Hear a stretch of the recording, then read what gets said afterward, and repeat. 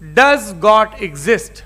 इस सवाल का जवाब सब अपने अपने तहीं खोजने की कोशिश कर रहे हैं। कोई इसको गॉड डैम पार्टिकल की खोज बताता है, कोई गॉड पार्टिकल की खोज बताता है, कोई हिग्स बोसान की खोज बताता है, कोई ये सवाल जवाब तलाशने की कोशिश करता है कि मास एग्जिस्टेंस में आखिर आया कैसे, हुआ क्या था, सृष्टि के पहले, समय के पहले क्या था। और कोई ये कहता है कि ये सारी खोजें जिस मस्तिष्क में हो रही हैं प्रकृति के क्रम में, वो कैसे विकसित हुआ। मैं उम्मीद करता हूं कि हम आज इन बुनियादी सवालों के कुछ जवाब हासिल करने में कामयाब हूं। मैं सबसे पहले मंच पर आमंत्रित कर रहा हूं मुफ्ती शमाइल नदवी साहब को। आइए सर। जी।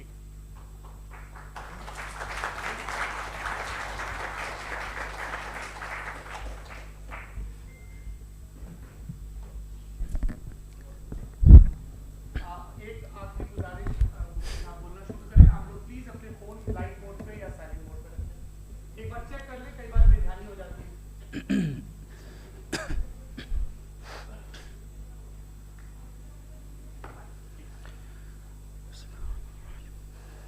तमाम तारीफ़ें उस क्रिएटर के लिए जिसने इस यूनिवर्स को एक मकसद के तहत पैदा किया है।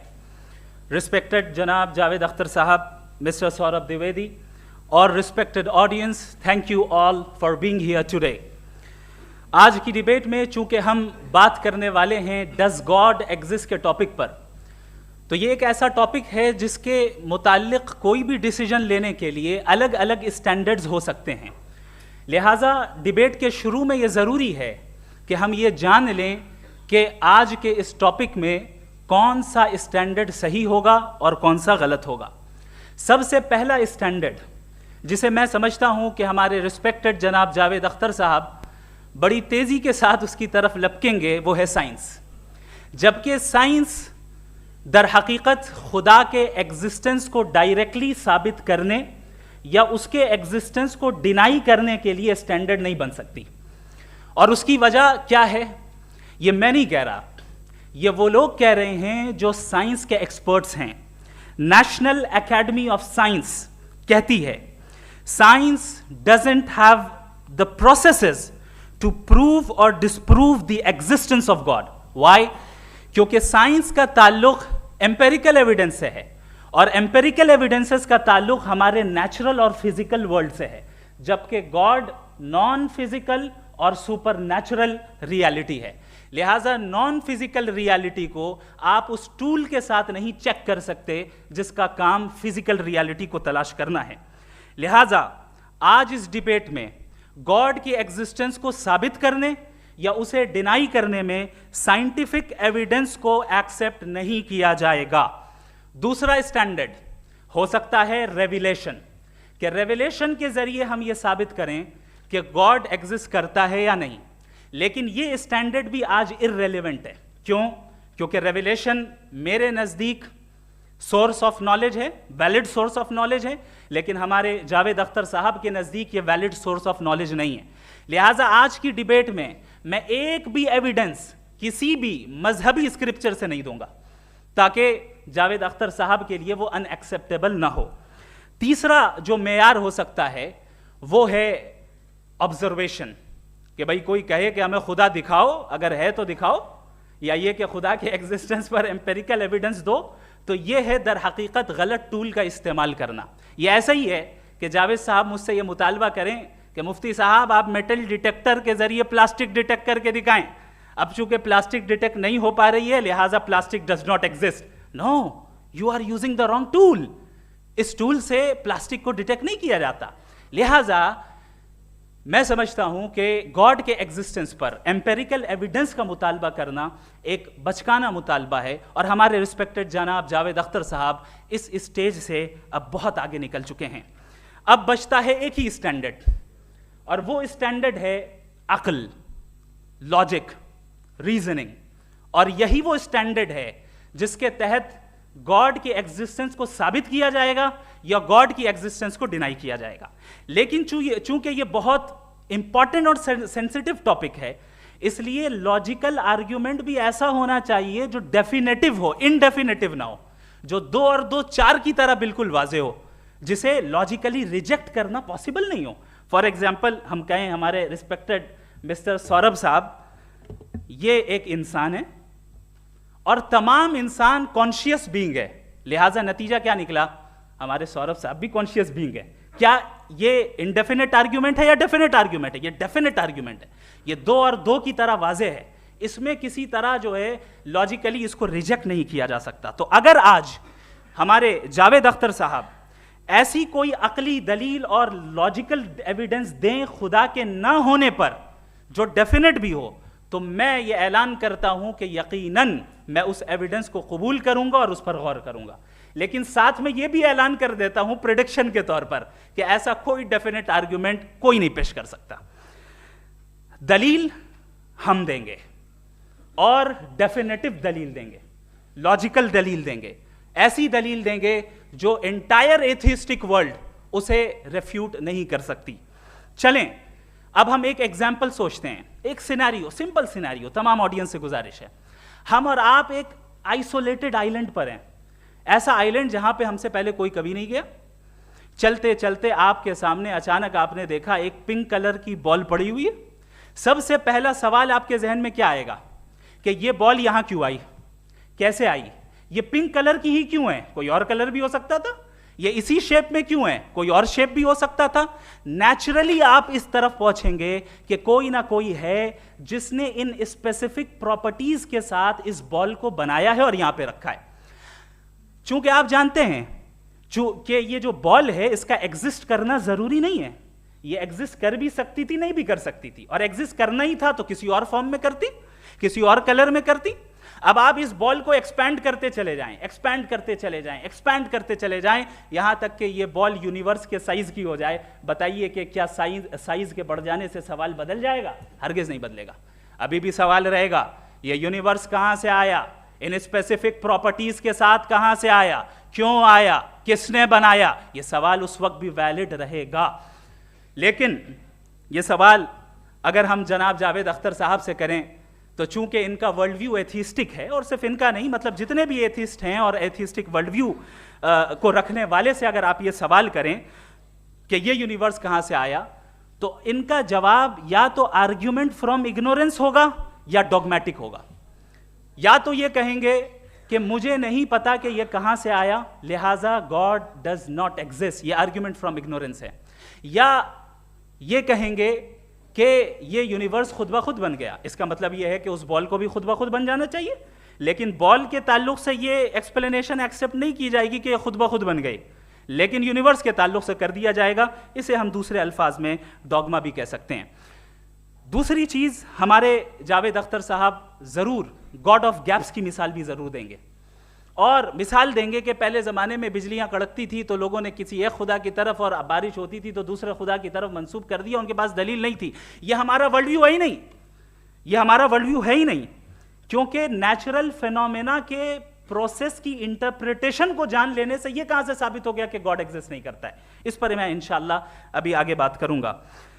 आप हजरात ये भी देखेंगे, और मैं ये एक्सपेक्ट करता हूं कि हमारे रिस्पेक्टेड जनाब जावेद अख्तर साहब जरूर इमोशनल आर्ग्यूमेंट्स भी देंगे, जो कि एक लॉजिकल फेलेसी है जब बात आती है ट्रुथ को डिसाइड करने में। क्यों? मिसाल के तौर पर वो कहेंगे कि अगर गॉड है तो ईविल क्यों एग्जिस्ट करता है, जबकि मैं कहता हूं ईविल का एग्जिस्ट करना गॉड के एग्जिस्ट करने की दलील है, उसके खिलाफ नहीं है। चूंकि अगर गॉड है तो हम सब उसके सामने अकाउंटेबल हैं, और अगर हम अकाउंटेबल हैं तो अकाउंटेबिलिटी के लिए ईविल का मौजूद होना जरूरी है, उसके बगैर हम अकाउंटेबल नहीं हो सकते। और अगर हम अकाउंटेबल नहीं हैं तो हम जनाब जावेद अख्तर साहब से पूछेंगे कि आप बताएं कि फिर सफरिंग इस दुनिया में क्यों है, अगर खुदा नहीं है तो सफरिंग क्यों है, और उन लोगों के जज्बे का क्या जिनके अंदर सफरिंग के बाद इंतकाम लेने का जज्बा पाया जाता है और वो इस दुनिया से ऐसे ही चले गए, क्या उनकी सारी तकलीफें बेकार चली जाएंगी? अब आ जाएं उसी एग्जाम्पल की तरफ कि बॉल, मुझसे अगर कोई पूछे इस बॉल को किसने बनाया और या इस एक्सपेंडेड बॉल को किसने बनाया, मैं कहूंगा कि चूंकि ये यूनिवर्स और इस यूनिवर्स की तमाम चीजें कॉन्टिंजेंट हैं, कॉन्टिंजेंट होने का मतलब ये होता है कि जो अपने एग्जिस्टेंस पे किसी के ऊपर डिपेंड करती हो, तो जाहिर है ये यूनिवर्स कॉन्टिंजेंट है। और अगर कोई चीज कॉन्टिंजेंट नहीं है तो मैं रिक्वेस्ट करूंगा कि मुझे दिखा दें कि कौन सी चीज यूनिवर्स में कॉन्टिंजेंट नहीं है, हम भी जरा गौर कर लें और हम भी देख लें। और जब कॉन्टिंजेंट चीजें मौजूद हैं तो फिलोसोफर्स की इस्तिलाह के मुताबिक, हम उस टर्मिनोलॉजी के मुताबिक, हम उस जगह तक पहुंचते हैं और उस हस्ती तक पहुंचते हैं जिसे नेसेसरी बीइंग कहा जाता है, कि ये वो नेसेसरी बीइंग है जिसका मौजूद ना होना नामुमकिन हो। क्योंकि अगर ये मौजूद ना हो तो सारी चीजें एग्जिस्टेंस में आएंगी ही नहीं, और ये सारी कॉन्टिंजेंट चीजें उसी के ऊपर डिपेंड करती हैं। अब अगर आप ये सवाल करते हैं कि फिर उस हस्ती को किसने बनाया, फिर उसका कॉज क्या है, फिर उसका कॉज क्या है, फिर उसका कॉज क्या है, और एंडलेसली चले जाएं, इसे हम कहते हैं इन्फिनिट रिग्रेस ऑफ कॉजेज, जो कि लॉजिकल फैलेसी है। कॉन्सेप्चुअली इंफिनिटी पॉसिबल है। मिसाल के तौर पे न्यूमेरिकल्स 1 2 3 गिनते चले जाएं, इन्फिनिट नंबर्स हैं। मैं कॉन्सेप्चुअली बात नहीं कर रहा, प्रैक्टिकली रियलिटी में साबित करके दिखाएं कि infinite regress of causes possible हैं या नहीं। अगर पॉसिबल हैं तो हम मान लेंगे, मिसाल दे दें, और पॉसिबल नहीं है तो एक ही ऑप्शन बचता है जिसे हम कहते हैं नेसेसरी बीइंग। ऐसी नेसेसरी बीइंग जो इंडिपेंडेंट है, क्योंकि अगर वो डिपेंडेंट हुई तो वो नेसेसरी नहीं रहेगी। ऐसी इंडिपेंडेंट बीइंग जो इटर्नल है, अगर वो इटर्नल नहीं होगी, उसकी बिगिनिंग होगी तो वो खुद कॉन्टिंजेंट है। ऐसी बीइंग जो पावरफुल है, क्योंकि कॉन्टिंजेंट को एक्चुअलाइज करने के लिए पावर चाहिए। ऐसी बीइंग जो इंटेलिजेंट है और नॉलेजेबल है, क्योंकि ये यूनिवर्स स्पेसिफिक फॉर्म और स्पेसिफिक लॉज ऑफ नेचर के तहत प्रिसाइजली चल रहा है। Thank you. थैंक यू मुफ्ती साहब। मैं इन दलीलों के बाद जावेद अख्तर साहब से गुजारिश करूंगा, आप बैठ के बोलना चाहेंगे या वहां? जी।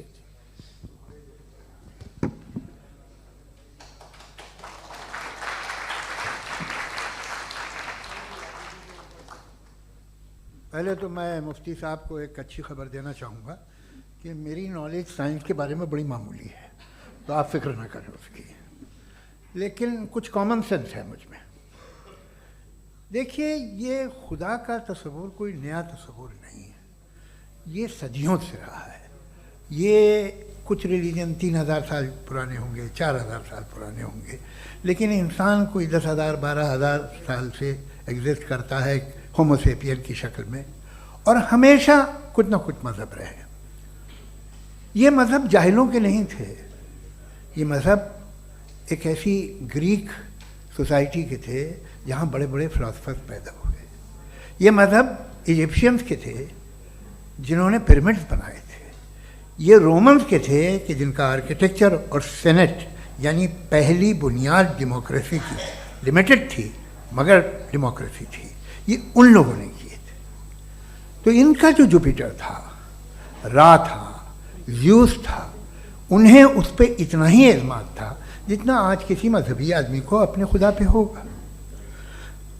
क्रिश्चियनिटी आने से पहले यूरोप में एक मज़हब था जर्मेनिक रिलीजन। उसका एक खुदा था, उसकी एक बीवी थी, उसके 2 बेटे थे, एक बेटी थी। फिर जर्मनी में जब यूरोप में क्रिश्चियनिटी आई तो वो खुदा, उसकी बीवी और पूरे ख़ानदान चला गया। तो हमने, अगर हम हिस्ट्री देखें तो खुदा जो हैं वो ज़्यादातर फ़ानी हैं, वो हमेशा रहे नहीं। और वो जो लोग इन्हें मानते थे उनको आप कहें वो तो जाहिल थे, उन्हें तो कुछ पता ही नहीं था, ऐसा नहीं है। वो अपने वक्त में बड़े काबिल लोग थे और अपने वक्त में उन्होंने बड़े बड़े काम किए हैं, फिलोसफर्स थे, साइंटिस्ट थे, लेकिन उनका मज़हब कहाँ गया, उनके खुदा कहाँ गए? आज जो खुदा हैं दुनिया में लोग उन्हें मानते हैं। आपको क्या मालूम कि कितने बरसों के बाद क्या होने वाला है? हम यूरोप में देखते हैं तो चर्च खाली हैं। तो वक्त के साथ चीज़ें बदलती हैं। जहाँ तक इसका ताल्लुक़ है मज़हबों का, हर मज़हब आपसे एक चीज़ मांगता है, फेथ। ये फेथ क्या चीज़ होती है? What is the difference between faith and belief? ये तो बहुत ही अहमक़ाना बात होगी कि कोई आदमी कहे साहब अगर खुदा है तो मुझे दिखाइए। ये तो जाहिलाना बात हुई। मैंने तो नॉर्थ पोल नहीं देखा है, मगर मैं मानता हूँ कि नॉर्थ पोल है। मैं क्यों मानता हूँ? इसलिए कि अगर ये दुनिया राउंड है तो उसका कोई टॉप होगा। कुछ लोग हैं जो वहाँ गए भी हैं, कॉमन सेंस कहता है कि ऐसा होगा, सबूत है, गवाह है, रीज़न है। तो ये मेरा फेथ नहीं है। तो फेथ में और बिलीफ में डिफरेंस क्या है? जो मज़हब मांगता है आपसे, हर मज़हब फेथ मांगता है। फेथ का मतलब ये है कि ना कोई गवाह हो, ना कोई सबूत हो, ना कोई रैशनल हो, ना कोई लॉजिक हो, ना कोई प्रूफ हो, मगर तुम एक बात को मानो। ये है फेथ। वरना बिलीफ होता। अगर इसमें कुछ भी सबूत होते, गवाह होते, तो फिर इसे आप बिलीफ कहते हैं। जैसे मेरा बिलीफ है कि नॉर्थ पोल है, मेरा फेथ थोड़ी है। फेथ इन तमाम शर्तों को रद्द करता है। तो फिर स्टुपिडिटी क्या है? अगर मैं एक बात ऐसी मानूं जिसकी ना कोई लॉजिक है, ना कोई रैशनल है, ना कोई प्रूफ है, ना कोई गवाह है, ना कोई सबूत है, और मैं उसे मानूं, तो ये स्टुपिडिटी हुई। इसे ही भाई कल को मैं यकीन कर लूं कि एलॉन मस्क जो है मेरा भाई है, तो मुझे इंतहाई खुशी होगी, सुकून भी बहुत मिलेगा मुझे। लेकिन और कहे भाई क्यों मानते हो, क्या सबूत है भाई, वो तो अमेरिकन है और तुम तो इंडियन हो, वो तो नस्ल अलग है, तुम्हें कभी मिले भी नहीं। साहब देखिए मेरा फेथ है, इस पर बात न किया। फेथ का मतलब ही यह है कि आप प्रूव नहीं कर सकते। अगर आप प्रूव कर सकते हो तो फेथ की जरूरत ही नहीं, फिर तो आप बात करेंगे, आप कितनी बहस कर लीजिए। अल्टीमेटली दुनिया का हर मजहब फेथ पे टिका है, और फेथ का मतलब है एक ऐसा यकीन जिसका कोई सबूत, कोई गवाह, कोई रैशनल नहीं। अब आप ये कहें, क्या आप ये क्यों कह रहे हैं कि साहब ये कायनात किसने बनाई? कमाल ये है कि आपने बताया कि एक आइलैंड पे गए और एक बॉल देखी। आपने ये नहीं कहा कि आइलैंड किसने बनाया, आपको सिर्फ बॉल पे हैरत हुई। हमने आइलैंड पे हमने हैरत नहीं की, होते हैं आइलैंड। इसी तरह ये आइलैंड है, सितारे, ये गैलेक्सीज, ये सब आइलैंड हैं, खला में।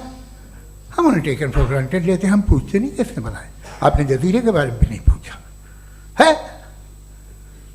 मेरी पैदाइश कैसे हुई? क्या मैं प्लान्ड पैदा हुआ था? I was plan to be born, या एक लकी स्पर्म था जो किसी एग से चिपक गया? मेरी पैदाइश रैंडम। और इंसाफ जिसे आप कहते हैं, इंसाफ का तो नेचर से कोई वास्ता ही नहीं। जो आप कहते हैं कि एक दिन इंसाफ मिलेगा, इंसाफ is a human concept, nature में कोई इंसाफ नहीं। अगर शेर हिरन को खा जाता है तो उसे कोई सजा नहीं मिलती। अगर एक आंधी आती है और हरे भरे पेड़ों को उखाड़ के फेंक देती है तो आंधियों की जेल नहीं होती है। नेचर में इंसाफ नहीं, इसलिए मुझे नेचर को इंसाफ की जरूरत भी नहीं। नेचर तमाम एक है। अब हम कहें कि साहब ये देखिए जो मैंने खाना खाया था, ये मेरी आँख तो नहीं यूँ कर दिया उसे, तो इसे सजा मिलनी नहीं, वो सिस्टम है, ऐसे ही चल रहा है। नेचर बगैर इंसाफ के है। इंसाफ इज अ ह्यूमन कॉन्सेप्ट। तो जो आपसे कहता है कि मैं तुम्हें इंसाफ दूंगा, वो इंसानी जहन की पैदावार है। ये नेचुरल है ही नहीं, ये आसमानी है ही नहीं। नेचर का तस्वुर, इंसाफ का तस्वुर। भाई आप साथ मिलते हैं, अब आप लेफ्ट हैंड ड्राइव कर दें, ये क्या है? तमाम सच, तमाम नेकी, तमाम शराफत लेफ्ट हैंड ड्राइव है। वरना क्या होगा, या तो आप क्रॉस कर देंगे, आपका एक्सीडेंट हो जाएगा, या आप किसी को मार देंगे, या ट्रैफिक जैम हो जाएगा। झूठ, बेईमानी, रिश्वतखोरी, ये तमाम जो है driving on the wrong side है। इसके ऊपर कुछ नहीं। ये तो हमने बनाया, जैसे हमने लेफ्ट हैंड ड्राइव बनाई है। ये कॉन्सेप्ट ऑफ इंसाफ जो है ये हमारा है, इसका नेचर से कोई वास्ता नहीं। शेर खा जाता है हिरन को, उसे जेल होती है क्या? कुछ भी नहीं है ही नहीं। तो ये जो दुनिया के रिलीजन प्रॉमिस करते हैं आपसे इंसाफ, इसी से मालूम होता है कि ये मैन मेड है। ये तसव्वुर कहीं और का है ही नहीं। जो नेचर है, कुछ लोग कहते हैं नेचर ही खुदा है, तो नेचर में तो इंसाफ नहीं कहीं। और आप वादा कर रहे हैं कि तुम्हें मरने के बाद इंसाफ मिलेगा। मुझे अगर मिलेगा तो मैं बहुत खुश हूँगा, लेकिन मैं यकीन नहीं कर पाता हूँ, इसलिए कि मैं फेथ नहीं पैदा कर सकता। The very fact that religions demand faith, इसका मतलब है कि उनके पास जस्टिफिकेशन नहीं है। अच्छा था, फिर रिलीजन अगर मॉडरेशन में है, कोई सा भी नहीं, वो आप में कुछ खूबियाँ भी पैदा करता होगा। देखिए उससे ये फ़ायदा है, वो फ़ायदा है। अल्कोहल जो है वो ज़्यादातर दवाओं में यूज़ होती है। और एक सर्वे किया गया था अमेरिका में कि लॉन्जिटिविटी किन लोगों की है, तो एक तरफ वो लोग थे जो शराब पीते ही नहीं थे और एक तरफ वो थे जो एक बोतल शराब रोज पीते थे। सबसे ज़्यादा लंबी उम्र उनकी है जो 2 पैक नाप के शराब पीते हैं और खाना खाते हैं। मगर हम शराब को बुरा समझते हैं, मैं भी बुरा समझता हूँ। क्यों? ऐसा होता नहीं। कुछ चीज़ों में आदत होती है कि वो बढ़ती है। आज तक में एक आदमी दूध पीता है, आप 10 साल बाद भी मिलेंगे तो एक ही गिलास पीता होगा। ऐसा नहीं होता, सुबह से दूध पीता रहता है। मिल्कोहलिक मैंने नहीं देखे, अल्कोहलिक होते हैं। ये टेंडेंसी है मजहब की कि वो बढ़ता है, जैसे कैंसर बढ़ता है, जैसे शराब बढ़ती है।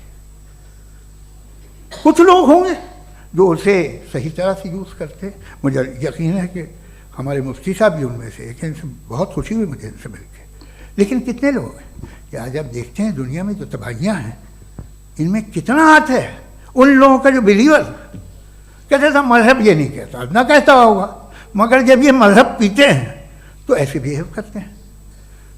थोड़ा सा अगर हो तो शायद बहुत अच्छी बात, लेकिन शराब थोड़ी सी नहीं रहती, उसमें टेंडेंसी है पहले। थोड़ा सा अगर 2-3 कैंसर के सेल हो ना बॉडी में तो आदमी स्लिम रहेगा, लेकिन वो 2-3 सेल नहीं रहते, वो मल्टीप्लाई होते हैं। जावेद साहब टाइम पूरा हो गया। टाइम हो गया तो बस बात खत्म हो गई। अच्छा, मुझे कुछ और कहने को था भी नहीं। जी, मैं पहले जवाबी दौर के लिए इनवाइट कर रहा हूँ मुफ्ती साहब को। Your rebuttal round 1, you have 7 minutes.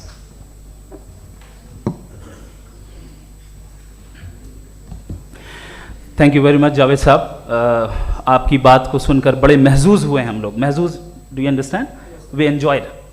Okay, अब थोड़ा सा लॉजिकली उसको हम लोग देखते हैं। दरअसल हम लोगों ने कल गुजारिश की थी मुफ्ती साहब से भी, जावेद साहब से भी, कि हिंदुस्तानी ज़बान आम फहम सबको समझ में आ जाए और जहाँ कहीं आप मुश्किल शब्द इस्तेमाल करें वहाँ बताते भी चलें। Thank you. तो सबसे पहले हमारे रिस्पेक्टेड जावेद साहब ने हवाला दिया कि खुदा फ़ानी है। कितने मजहब आगे चले गए, किसी ने जुपिटर को खुदा माना, किसी ने किसी को माना। मैं कहता हूँ जिसने कॉन्टिंजेंट चीज़ को खुदा माना, गलत माना, वो खुदा ही नहीं, वो खुदा ही नहीं है।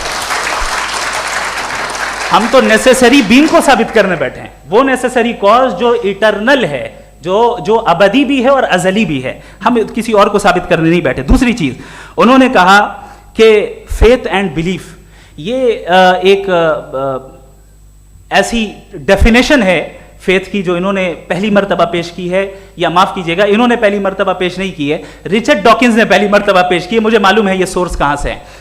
एपिस्टेमोलॉजिकली फेथ और बिलीफ का फर्क आप इस तरह नहीं कर सकते सर। फेथ सही भी होता है, गलत भी होता है, बिलीफ सही भी होता है, गलत भी होता है। जो लॉजिक, रीजन और एविडेंस से बैक्ड होगा वो फेथ सही होगा। और आप जिस फेथ की बात कर रहे हैं कि इलॉजिकल है और उसके पीछे नहीं है, तो we are on the same page. हम नहीं मानते उस फेथ को। जो फेथ ऐसा हो जिसके पीछे कोई लॉजिक ना हो, एविडेंस ना हो, हम नहीं मानते। हम तो उस फेथ के कायल हैं जिसके पीछे लॉजिक हो और एविडेंस हो। तो बिलीफ सही भी होता है, गलत भी होता है, फेथ भी सही होता है और गलत भी होता है। तो आज फेथ और बिलीफ के डिफरेंस पे बात नहीं हो रही है। आज आप चाहे फेथ एक्सेप्ट कर लें या बिलीफ एक्सेप्ट कर लें, आज ये बात होगी कि ट्रूथ क्या है। चाहे ट्रू बिलीफ सही है या ट्रू फेथ सही है, और फॉल्स फेथ क्या है और फॉल्स बिलीफ क्या है, बात इस पे हो रही। दूसरी चीज इन्होंने पूछा स्टुपिडिटी फिर क्या है। अगर फेथ रिलीजन स्टुपिडिटी नहीं है तो और क्या है? चूंकि फेथ का मुतालबा करते हैं तो स्टुपिडिटी क्या है? मैं कहता हूं स्टुपिडिटी एथिज्म है। उसकी वजह यह है कि आप एक सड़क पे जा रहे हो और आप किसी गार्डन में जाएं और देखें वहां लिखा है फूलों के साथ I love Javed Akhtar, and I really do, I love you sir. So जब आप वहां पर पहुंचे तो वहां पहुंचकर अब ये बताएं, क्या आप ये कहेंगे वाह व्हाट अ नेचुरल सिलेक्शन? ये क्या नेचुरल सिलेक्शन है? नहीं, ये प्रिसाइजली डिजाइंड है, इसके पीछे डिजाइनर है। लिहाजा अगर कोई एक ऐसी कॉमन सेंस की बात को कबूल नहीं कर रहा है कि यूनिवर्स जो इतने प्रिसाइजली काम कर रहा है, हम कहते हैं कि खुद ब खुद बन गई, मैं समझता हूं इससे बड़ी स्टुपिडिटी और कुछ नहीं है। ये इरैशनल चीज है। फिर हमारे सर ने कहा कि आपने बॉल पे फोकस किया, आइलैंड पे फोकस नहीं किया। अरे आइलैंड को किसने बनाया, यही समझाने के लिए तो बॉल की मिसाल दे रहा हूं। और बॉल भी कॉन्टिंजेंट है, आइलैंड भी कॉन्टिंजेंट है, दोनों नेसेसरी बीइंग का मुतालबा करते हैं। आगे इन्होंने कहा कि नेचर में कोई इंसाफ नहीं है, हम डिसाइड करते हैं कि मोरालिटी क्या होती है, इंसाफ क्या होता है, हम डिसाइड करते हैं। जैसे ड्राइविंग सीट में ट्रैफिक वाला, ये तो किसी खुदा ने नहीं कहा, ये है, इसे कहते हैं फॉल्स इक्विवेलेंस, ये एक लॉजिकल फेलेसी है। आपने जो है मिसाल दी ड्राइविंग की और ट्रैफिक की, ये सब्जेक्टिव मोरालिटी है। आप सब्जेक्टिव मोरालिटी को मिसाल बनाकर ऑब्जेक्टिव मोरालिटी के ऊपर नहीं थोप सकते। इंसाफ की ऑब्जेक्टिव मोरालिटी। अगर आप ये कहते हैं कि नेचर में इंसाफ नहीं है, तो इंसाफ का न होना ये नेचुरल हुआ, तो फिर नेचर को नेचर रहने दे, क्यों हम इतना स्ट्राइव कर रहे हैं दुनिया में इंसाफ लाने के लिए? ये तो इलॉजिकल बात है, इर्रेशनल बात है। इसलिए बहुत सी चीजें ऐसी हैं जो ऑब्जेक्टिवली जो है इविल या गुड हैं, और बहुत सी चीजें ऐसी हैं जो सब्जेक्टिवली हैं। सब्जेक्टिवली जो मोरल होता है या इमोरल होता है, उसको हम सोशल कंसेंसस से या पर्सनल प्रेफरेंस से डिसाइड करते हैं। लेकिन जो ऑब्जेक्टिव मोरालिटी है, जिसमें इंसाफ आया, जो इन्होंने बार बार रिपीट किया, ये ऑब्जेक्टिव है, सब्जेक्टिव नहीं है। अगर आप कहते हैं ये सब्जेक्टिव है, तो मेरा सवाल आपसे ये है, क्या सोशल कंसेंसस के जरिए अगर जुल्म को सही करार दे दिया जाएगा तो आप जुल्म को जस्टिफाई करेंगे? दूसरी चीज इन्होंने ये कहा कि 2 पैक शराब पी लें तो वो उतने पे नहीं रहता, बढ़ जाता है। यही मामला मजहब के साथ है, 2 पैक आप पी लें बढ़ेगा। तो ये एक ऐसी मिसाल है, इसको कहीं भी फिट कर लें कि आप एथिज्म पे जब फिट करें, जब आप 2 पैक एथिज्म का लेंगे ना, तो वो बढ़ बढ़ के नॉर्थ कोरिया बनेगा। Thank you.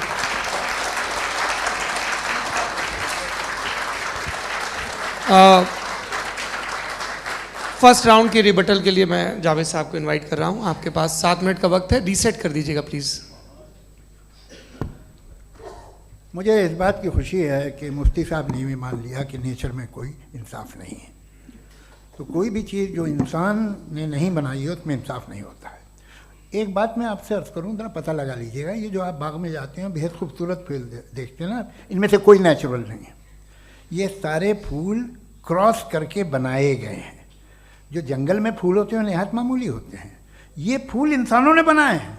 जो आप बाग में देख के वाह वाह कहते हैं, ये इंसानों के बनाए हुए हैं। डिफरेंट फूलों को क्रॉस करके, डेवलप करके, फिर क्रॉस करके इस तरह से बनाए गए। नेचुरल फ्लावर नहीं। किसी जंगल वीरान में जाके आप गुलाब के फूल नहीं देखेंगे, ये सब बनाए हुए इंसान ने। बहुत से काम इंसान ने किए हैं। बाकी है कि आपने मेरी एक बात का जवाब नहीं दिया, जिससे मुझे शिकायत है कि फेथ क्या है और आप फेथ मांगते क्यों हैं मुझसे?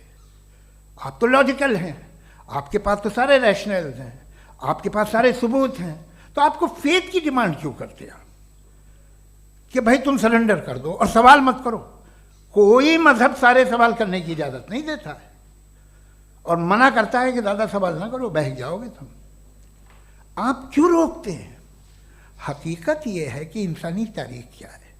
इंसानी तारीख ये है कि दुनिया में 2 तरह के लोग हुए। एक वो जिन्होंने अपनी लाइल्मी की परस्तिश की है, दूसरे वो जिन्होंने अपनी इग्नोरेंस या लाइल्मी से झगड़ा किया है और मालूम किया है कि क्या है। ये जो आप कह रहे हैं, आज आप हैरान हैं कि भाई ये यूनिवर्स कैसे बनी। लोग हैरान थे कि सूरज डूबता है तो इधर से कैसे निकलता, और आप एक कदम जाके हमेशा का मानने को तैयार है, एक कदम पीछे ही मान जाइए।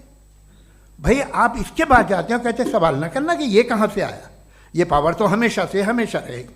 तो आप यूनिवर्स के बारे में मानने में क्या तकलीफ है? एक कदम पहले रुक जाइए, ये हमेशा से थी या नहीं थी हमें मालूम नहीं है। और ये कहना कि हमें मालूम नहीं है, कमाल ये है कि दुनिया के सारे मजहब सब जानते हैं ये दुनिया कैसे बनी थी, कैसे मिटेगी, मरने के बाद क्या होगा, इनको सब इल्म है। इनको किसी को डायनासोर होते थे पहले ये नहीं पता था, किसी को नहीं पता। किसी भी दुनिया की मजहबी किताब में डायनासोर का जिक्र नहीं है। लेकिन बाकी सब बातें, how to make universe in 4 easy lessons and बाकी सब पता है। जिसको सब पता है वो गड़बड़ है। हम में ये इंकिसार, ये ह्यूमिलिटी होनी चाहिए कि हम ये कहें कि हमें ये बहुत सारी बातें नहीं मालूम, लेकिन हम उनकी परस्तिश न करें, अपनी लाइल्मी को की परस्तिश न करें, हम उसे पता लगाने की कोशिश करें। जिस दुनिया में आप बैठे हैं सर, ये हॉल जो है, ये इलेक्ट्रिसिटी जो है, ये माइक जो है, जिस हवाई जहाज से आप आए थे, वो जिस कार से आप यहाँ आए हैं, ये सब उन लोगों की बनाई हुई है जिन्होंने सवाल किए थे। ये दुनिया जिसमें आप आज आराम से हैं, ये उन लोगों की बनाई है कि जिन्होंने सवाल किए थे, और हर स्टेज पे इन सवालों को मकरूह कहा गया था, गलत कहा गया था। आप ज़रा तारीख पढ़िए, एक बड़ी दिलचस्प किताब है बर्ट्रैंड रसेल की,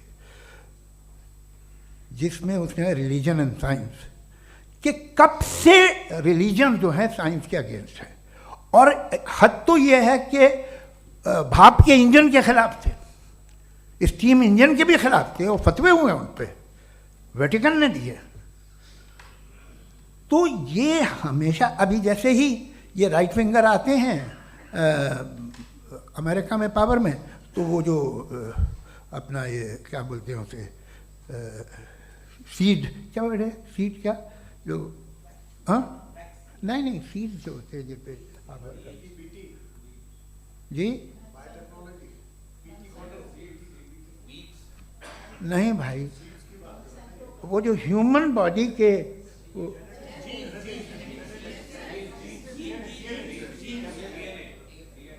उस पर रिसर्च बंद हो जाती है, रिपब्लिकन नहीं करने देते।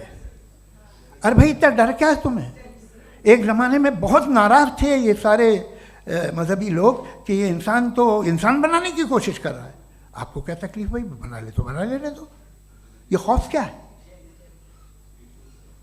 और ये सब आज जो आप कह कर रहे हैं नामुमकिन है, ये कैसे हुआ? मुझे एक किस्सा याद आता है। जब मैं 6ठी क्लास में था तो मैं मैथमेटिक्स में बहुत वीक था, तो एक टीचर रख दिया गया, उसने 1 2 3 4 5 6 7 को सिखा दिया मुझे। वो दिन मैं भूल नहीं सकता हूँ मुफ्ती साहब, जिस दिन उसने ये बताया कि 1/2 क्या होता है और 3/4 क्या होता है। मुझे ऐसा लगा कि मेरा सर बीच से फट जाएगा। ये आदमी कह रहा है कि जो दीवार के अंदर जाओ वॉक करते हुए। आज हंसता हूँ मैं इस बात पे। तो आज जो बातें आपके जहन से बिल्कुल परे हैं और आप हैरान होते उन्हें देख के, एक वक्त आएगा कि मामूली लगेंगे। और हुआ है, आपकी इंसानी तारीख ही है। इतनी जल्दी सारे फैसले आप मत कर लीजिए, थोड़ा ये ह्यूमिलिटी रखिए कि भाई ये हमें नहीं मालूम। ये कहने में क्या आ रहा है? ये यूनिवर्स कहाँ तक फैली, ये कब से है और कब तक रहेगी, हमें नहीं मालूम। आपने फैसला कर लिया कब बनी। ये आपके हिसाब से कोई 14 बिलियन ईयर बनी जो समझा जाता है। उससे पहले हजारों करोड़ों अरबों साल तक खुदा बैठा क्या कर रहा था? खामोश बैठा था, ऐसे ही जमाइयाँ ले रहा था। फिर उसे आइडिया आया, यार एक काम करते, वक्त अच्छा गुजर जाएगा, यूनिवर्स पर आपसे। सोचिए, वो तो हमेशा से है ना, मगर यूनिवर्स हमेशा से नहीं है, ये तो बनाई गई है। और उससे पहले क्या था, इनका क्या काम था? कैसी बात है, ये बड़ा आसान है। जो बात हमें आज धीरे धीरे पता चली है, बरसों 2000 और 2500 साल पहले आपको किसी ने बता दिया कि क्या था, आप मान गए, और तब से वही मान रहे हैं जो 2500 साल पहले कहा गया था। सब कुछ बदल गया है, सॉल्व हो रही हैं चीज़ें। अभी साइंस बिल्कुल दावा नहीं करती, या कोई फिलोसफर ये दावा नहीं करता कि हमें सब मालूम, बल्कि वो कहता है कि हमें जितना मालूम होता है उससे ये मालूम होता है कि हमें कितना कम मालूम। तो हम अपनी जहालत से लड़ें, उसकी परस्तिश न करें। जी, time. Thank you so much. मैं तर्कों की श्रृंखला में राउंड 2 के लिए मुफ्ती साहब को आमंत्रित कर रहा हूँ। आपके पास एक बार फिर से 7 मिनट का वक्त है। शुक्रिया। जनाब जावेद अख्तर साहब कई मर्तबा दोहरा रहे हैं कि फ़ेथ का मतलब बताइए, फ़ेथ का मतलब बताइए। मैंने बता दिया, फ़ेथ सही भी होता है, गलत भी होता है। और आज हम फ़ेथ पे बात नहीं कर रहे, हम ट्रुथ और डज गॉड एग्जिस्ट पे बात कर रहे हैं। क्या डज गॉड एग्जिस्ट, ये ट्रुथ यानी गॉड है या नहीं है, इसमें से दोनों ट्रुथ क्या है। अब आप उसे फेथ कह लें, बिलीफ कह लें, नॉट माई बिजनेस। उसके बाद आपने कहा कि भाई सवाल करने से मजहब रोकता है। मैं कहता हूं जो रोकता है वो रोकता होगा, मैं नहीं रोकता, बल्कि सवाल करें, सवाल करना चाहिए। सवाल कर करके तो हम आगे बढ़ते हैं, तरक्की करते हैं, और इसीलिए मैं आज यहाँ पे आया हूँ। लेकिन सवाल सिर्फ खुदा से नहीं होगा, आपसे भी होगा। सवाल एथिज्म से भी होगा, सवाल सिर्फ मजहब से नहीं होगा, सबसे होगा। और आज मैं सवाल करूंगा और उम्मीद है कि आप जवाब देंगे। अभी तक आपने वैसे कॉन्टिंजेंसी आर्ग्यूमेंट का कोई जवाब नहीं दिया है। चलें, आपने कहा यूनिवर्स के बारे में इटर्नल क्यों नहीं बोल देते। ये चूंकि लॉजिकली पॉसिबल ही नहीं है कि यूनिवर्स इटर्नल हो। यूनिवर्स एक कॉन्टिंजेंट चीज है जो टाइम एंड स्पेस के पाबंद है, टाइम एंड स्पेस से बाउंड है। जो टाइम एंड स्पेस से बाउंड होगा वो कॉन्टिंजेंट होगा, जो कॉन्टिंजेंट होगा वो उसकी बिगिनिंग हुई होगी, जिसकी बिगिनिंग हुई होगी वो इटर्नल नहीं हो सकता। ये तो कॉमन सी बात है। आपने कहा कि किसी मजहबी किताब में डायनासोर का जिक्र नहीं है। अफसोस कि आज तक किसी मैथमेटिक्स के किताब में मुझे डायनासोर का जिक्र नहीं मिला। तो इसका मतलब मैथमेटिक्स की किताब बेकार है? नहीं, उसका वो टॉपिक नहीं है। रेवलेशन का और मजहबी किताबों का टॉपिक ये नहीं है कि आपको आके बताए साइकिल कैसे बनाते हैं, या आकर ये बताएं कि जो है डायनासोर कब था। वो तो मोरालिटी सिखाने आया है, गॉड के बारे में बताने आया, नॉन फिजिकल रियलिटी की हकीकत को सिखाने के लिए आया। रिलीजियन साइंस को रोकता है? नहीं रोकता। अगर रोकता है तो गलत करता है। रिलीजियन साइंटिज्म को रोकता है, जिसमें हमारे जावेद साहब मुब्तला हैं। साइंस और साइंटिज्म में फर्क है। साइंटिज्म यह है कि आप समझें कि साइंस और साइंटिफिक मेथोडोलॉजी ये नॉलेज को हासिल करने का वाहिद सोर्स ऑफ नॉलेज है। यह है साइंटिज्म। हम इसे रिजेक्ट करते हैं। हम साइंस को तो तरक्की करते हैं, भाई आप हमारी पूरी तारीख कर लें, पढ़ लें तो आपको पता चल जाएगा। बहरहाल ये अलग टॉपिक है। उसके बाद इन्होंने एक लफ्ज़ कहा, वेटिकन ने फतवा दिया। वेटिकन का फतवे से कोई ताल्लुक नहीं है, दोनों कॉन्ट्राडिक्टरी अल्फाज हैं। उसके बाद उन्होंने कहा कि भाई हमें नहीं मालूम। अगर नहीं मालूम तो क्लियरली कह देना कि नहीं मालूम है, इसमें क्या हर्ज है। तो वही तो मैं कह रहा हूं ना कि आप कह दें कि नहीं मालूम, लेकिन क्लेम क्यों कर रहे हैं कि गॉड एग्जिस्ट नहीं कर रहा है। आप कह दें नहीं मालूम है, हो सकता है हो सकता ना हो, लेकिन आप क्लेम कर रहे हैं। The moment you say God does not exist, this is a claim and now the burden of proof is upon you to, जैसे हमारे ऊपर है। और क्यों है मैं बताता हूं, क्यों है ये भी मैं बताता हूं। फिलोसॉफिकली जो क्लेम होता है ना, सिर्फ ये नहीं होता कि इंसान कहे पॉजिटिव क्लेम करे और नेगेटिव क्लेम करे तो बर्डन ऑफ प्रूफ नहीं है। आप मिसाल के तौर पे मैं कहूं कि फुला उस कमरे में कोई नहीं है, मैंने एक नॉलेज का क्लेम किया है। उस कमरे में कोई नहीं है, मैंने एक नॉलेज का क्लेम किया। या तो मैं कहूं मुझे नहीं पता, हो भी सकता है नहीं भी हो सकता है, this is not a claim. लेकिन जब मैं कह रहा हूं कि वहां कोई नहीं है या मैं कह रहा हूं वहां कोई है, दोनों क्लेम है और दोनों के ऊपर बर्डन ऑफ प्रूफ है। हमारे ऊपर भी बर्डन ऑफ प्रूफ है। मैंने कंटिंजेंसी आर्ग्यूमेंट दिया, इसे तोड़कर दिखाइए। आखिरी चीज, इन्होंने कहा कि खुदा दुनिया बनाने से पहले 150 साल पहले या करोड़ों साल पहले क्या कर रहा था। अरे हजरत, चलें बहरहाल मैं जवाब दे देता हूं। आप हमारे रिस्पेक्टेड पर्सनालिटी हैं, अगर आप नहीं होते तो मैं इसे एंटरटेन ही नहीं करता। टाइम ये 100 साल पहले या 100 साल बाद, पहले बाद में अभी, ये वो अल्फाज हैं जिनका ताल्लुक टाइम से है। टाइम शुरू ही हुआ है यूनिवर्स की बिगिनिंग के बाद, तो उसके पहले खुदा क्या कर रहा था, सवाल इलॉजिकल है, ये फेलेसी है। यानी आप ये कह रहे हैं कि यूनिवर्स के बनने से पहले खुदा क्या कर रहा था। टाइम के बनने से पहले, पहले का ताल्लुक टाइम से, टाइम उस वक्त था ही नहीं, तो ये सवाल ही इनवैलिड है खुदा के ताल्लुक से। दूसरी चीज, आर्ग्यूमेंट ऑफ कंटिंजेंसी जो मैंने आपके सामने पेश की है, आपने बार बार ये प्रूफ किया और ये कह रहे हैं कि गॉड ऑफ गैप्स। देखिए पहले नहीं मालूम था, साइंस ने कर दिया। सिंपल की मिसाल से मैं समझा देता हूं। जिस गैप्स की आप बात कर रहे हैं ना, साइंस उन गैप्स को जिन चीज के जरिए भी प्रूव करेगा वो कॉन्टिंजेंट ही होगा। अब चाहे वो फोर्स हो, मैटर हो या एनर्जी हो। लिहाजा सवाल हमारा उस वक्त भी वैलिड होगा जब तक कि आप नेसेसरी बीइंग पे ना आ जाएं। और इन्फिनिट रिग्रेस पॉसिबल नहीं है of causes in practical world, तो जाहिर है कहीं रुकना पड़ेगा, जहां रुकेंगे वही खुदा है। दूसरी चीज, आपने ये कहा, क्या कह रहा था मैं, किस पॉइंट को? What? Oh no, after that. Just now. हाँ, जहां रुकेंगे वही खुदा है। बहरहाल तो टाइम का जिक्र हो गया, गॉड ऑफ गैप, सॉरी या इसकी एक मिसाल आप ले लें।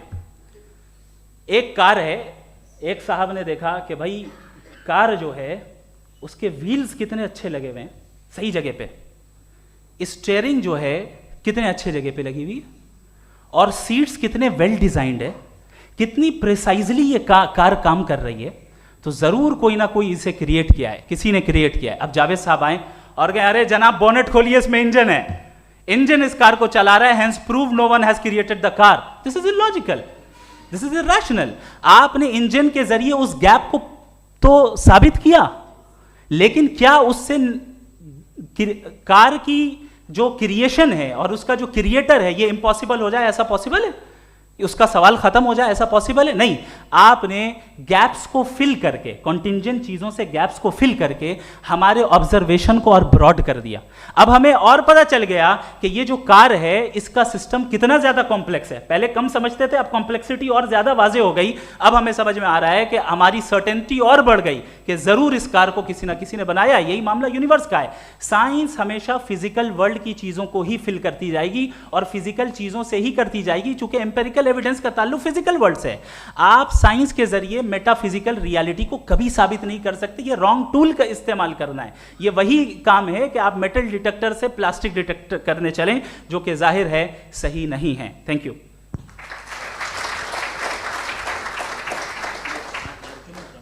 जी, ये आर्ग्यूमेंट का राउंड 2 है। हाँ। 7 मिनट है। पहले तो मैं आपसे अर्ज करूं कि आपने कहा कि जब कायनात ही नहीं थी तो वक्त भी नहीं था, कुछ भी नहीं था। कैसे नहीं था? खुदा था। एक एग्जिस्टेंस तो था ना खुदा का। तो जब खुदा था तो वक्त भी होगा। ऐसा नहीं है कि कुछ भी नहीं था, खुदा था। अच्छा, बाकी है कि आपने कहा साहब आप साबित कीजिए, आपके पास भी लॉजिक है, मेरे पास भी लॉजिक है। आप मेरा जिम्मेदारी नहीं है साबित करना कि खुदा है। बर्टन रसल ने बड़ी अच्छी बात कही। बर्टन रसल ने बड़ी अच्छी बात कही। मैं आपसे अगर ये दावा करूं कि एक चाय की केतली मरीख के चारों तरफ घूम रही है, मार्स के चारों तरफ, तो ये आपका काम नहीं है कि आप साबित करें कि कोई चाय की केतली नहीं है। ये मेरा काम है, मैंने दावा किया है। ये दावा तो मजहबी लोग करते हैं कि खुदा है।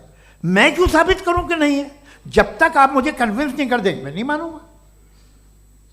आपकी जिम्मेदारी है, मेरी जिम्मेदारी नहीं है। दोयम ये कि ये जो आप कह रहे हैं, जो गैप्स हैं, ये गैप जब जब किसी मजहब को चैलेंज करते हैं, जब ऐसा कोई बात आती है तो हंगामा हो जाता है कि जब वो चैलेंज करें किसी फेथ को। ये तमाम साइंस जो है इसे मुख्तलिफ जगहों पे मुख्तलिफ वक्तों में मजहब ने रोकने की कोशिश की है। ये किताब है religion and science, Burton Russell की, पढ़िएगा, अच्छी लगेगी आपको। तारीख ही है साइंस, मजहब की साइंस से उसका यही रिश्ता है। अच्छा, अब ये हम सोचें कि बहरहाल ये वजूद जो है मजहब और ये बिलीव इन गॉड इंसान को बेहतर बना देता है। तो एक काम कीजिए, हिंदुस्तान वर्ल्ड का नक्शा लीजिए और मार्क कीजिए कि रिलीजन कहाँ कहाँ ज़्यादा है, कहाँ कहाँ, चाहे वो लैटिन अमेरिका हो या मिडल ईस्ट हो या फार ईस्ट हो या हिंदुस्तान के वो इलाके जहाँ मजहबियत ज़्यादा है। रख दीजिए नक्शा अलग। अब दूसरा नक्शा कि कहाँ कहाँ नाइंसाफ़ी, रिप्रेशन, औरतों के हुकूक की पामाली, जुल्म, डिक्टेटरशिप कहाँ है, नक्शा एक ही होगा। तो आप मुझे बताएं कि जो इसका तरकीब इस्तेमाल क्या है?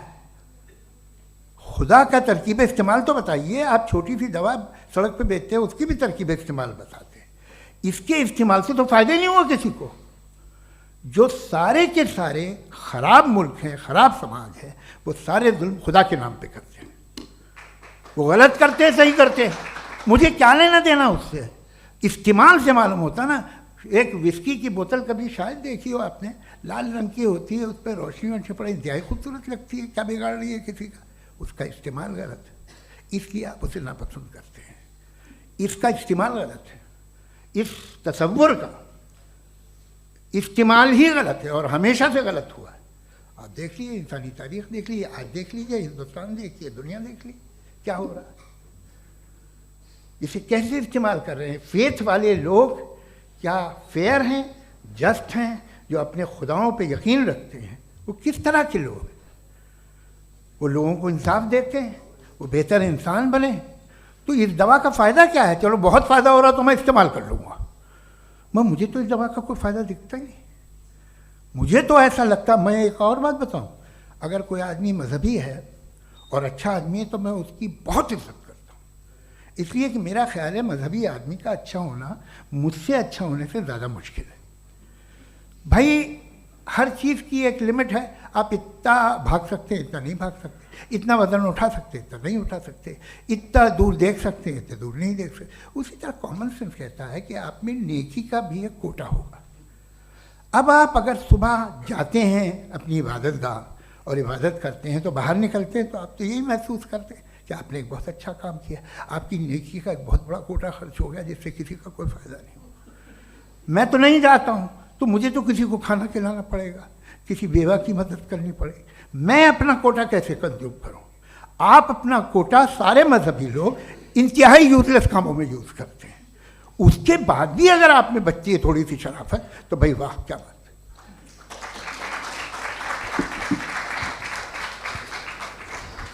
एक तो मुझे ये बात बहुत अच्छी लग रही है कि दोनों ही विद्वान समय को मानते हैं और बहुत समय से अपनी दलीलें और बाज दफ़ा समय से पहले अपनी तकरीरें पूरी करके अपनी अपनी कुर्सी पर बैठ रहे हैं। ये इस आर्ग्यूमेंट का राउंड 2 पूरा हुआ। अब रिबटल का राउंड 2 है और उसके बाद क्रॉस एग्जामिनेशन होगा। नहीं, आपका आर्ग्यूमेंट हो गया सर। हमारे यहाँ स्कूल के सिलेबस में पंच परमेश्वर कहानी पढ़ाई जाती है, प्रेमचंद जी की लिखी हुई। आप निश्चिंत रहिए, आपके कोई राउंड में मिस नहीं होने दूंगा। रिबटल का राउंड 2, मुफ्ती शमाइल नदवी साहब।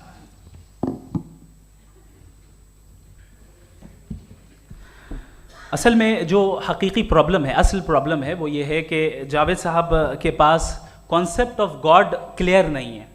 इन्होंने कहा कि कायनात से पहले खुदा तो था, तब भी तो टाइम होगा।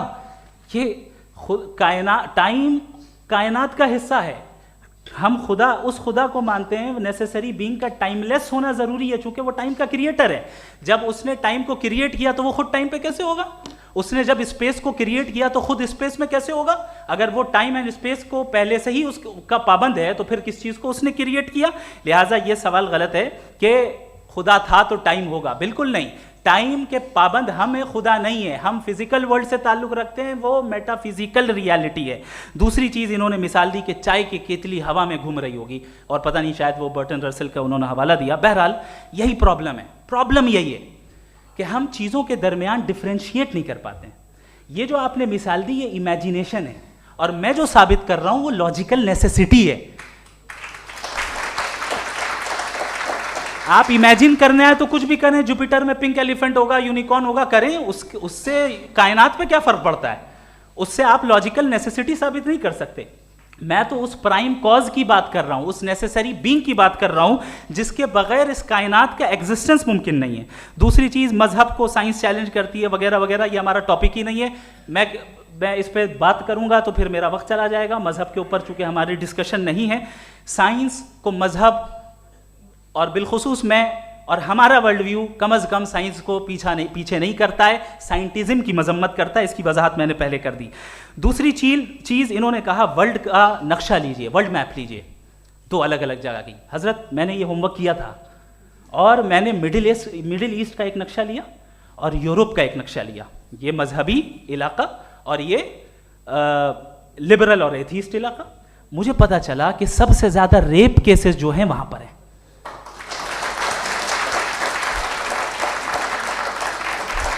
मुझे ये पता चला यूएन की रिपोर्ट के मुताबिक, मैं ये अपने घर से नहीं लेके आ रहा, कि जो वर्किंग वुमेन है यूरोपियन कंट्रीज में, उसमें 81% वुमेन सेक्सुअल हैरेसमेंट का वर्क में शुमार हो रही है। ये मिडिल ईस्ट में नहीं हो रहा है, वो मजहबी लोग हैं इसलिए नहीं हो रहा है। दूसरी चीज, आपने ये कहा कि मजहबी आदमी का अच्छा होना हमारे अच्छे होने से बहुत मुश्किल है, बहुत मुश्किल है। तो इसका मतलब यह है कि गॉड के अलावा आपके पास अच्छे और बुरे का कोई स्टैंडर्ड है। मैं चाहूंगा कि कन्वर्सेशनल स्टाइल वाली डिस्कशन और सेगमेंट पे इसी पे बात कर लेते हैं। Thank you very much.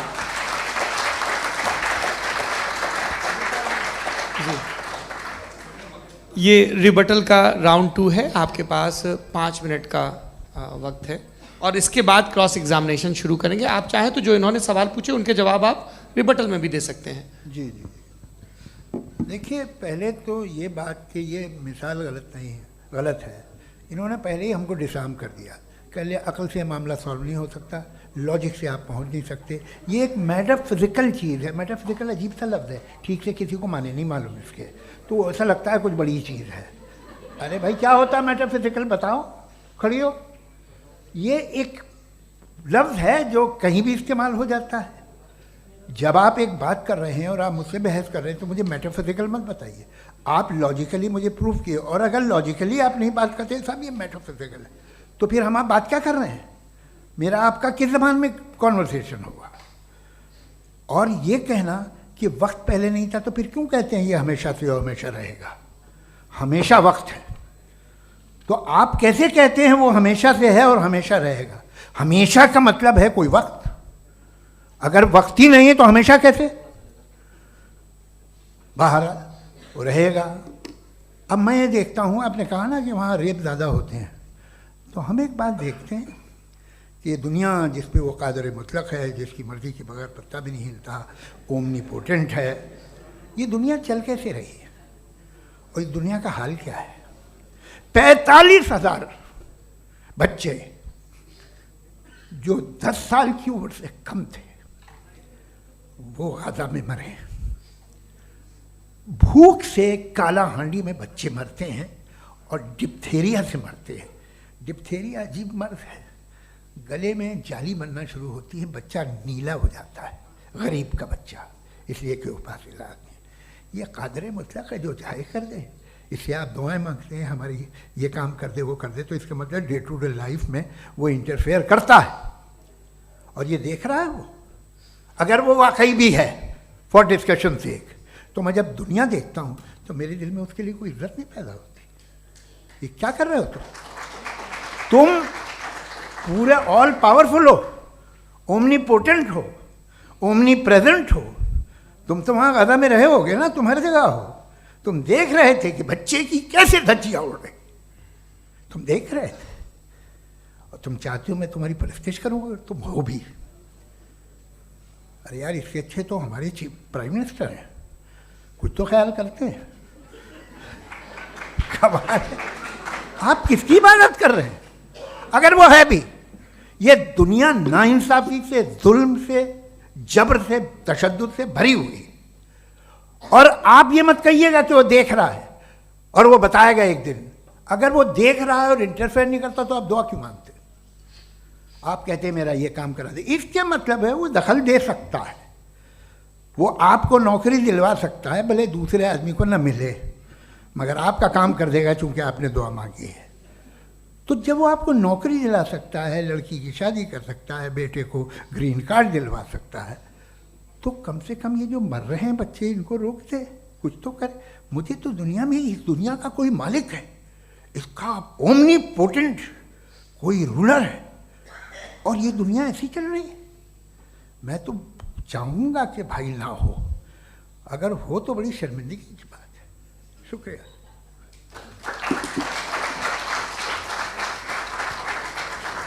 देवियों और सज्जनों, इस बहस के 2 राउंड और 2 रिबटल पूरे हो चुके हैं। अब सबसे ज़रूरी और सबसे मुश्किल राउंड शुरू हो रहा है, क्रॉस एग्जामिनेशन का। अब इन विद्वानों की सज्जनता की एक परख भी होगी और वक्त हमने 16 मिनट का तय किया है। पहला सवाल आप पूछना चाहेंगे? जी बिल्कुल। पहले बोले भी आप आप माइक ले लीजिएगा हाथ में, ये नीचे से ऑन किया।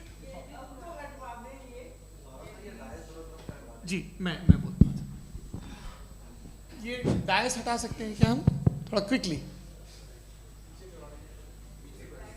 डायस पीछे कर दीजिए बस थोड़ा सा, है ना, ताकि ये जो दाएं बाएं लोग बैठे हैं, इसे हटा ही दीजिए। अब हम वहाँ तो जाने वाले नहीं, आराम से आराम से दोनों तरफ से हटा दीजिए।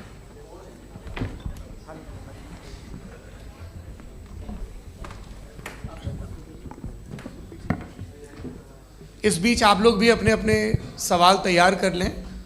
ये ध्यान रखेंगे कि मैं यहाँ से सवाल लूँगा, आप लोगों को अपना हाथ ऊपर करना है, अपना नाम बताना है और अधिकतम 3 वाक्यों में अपना सवाल पूरा करना है।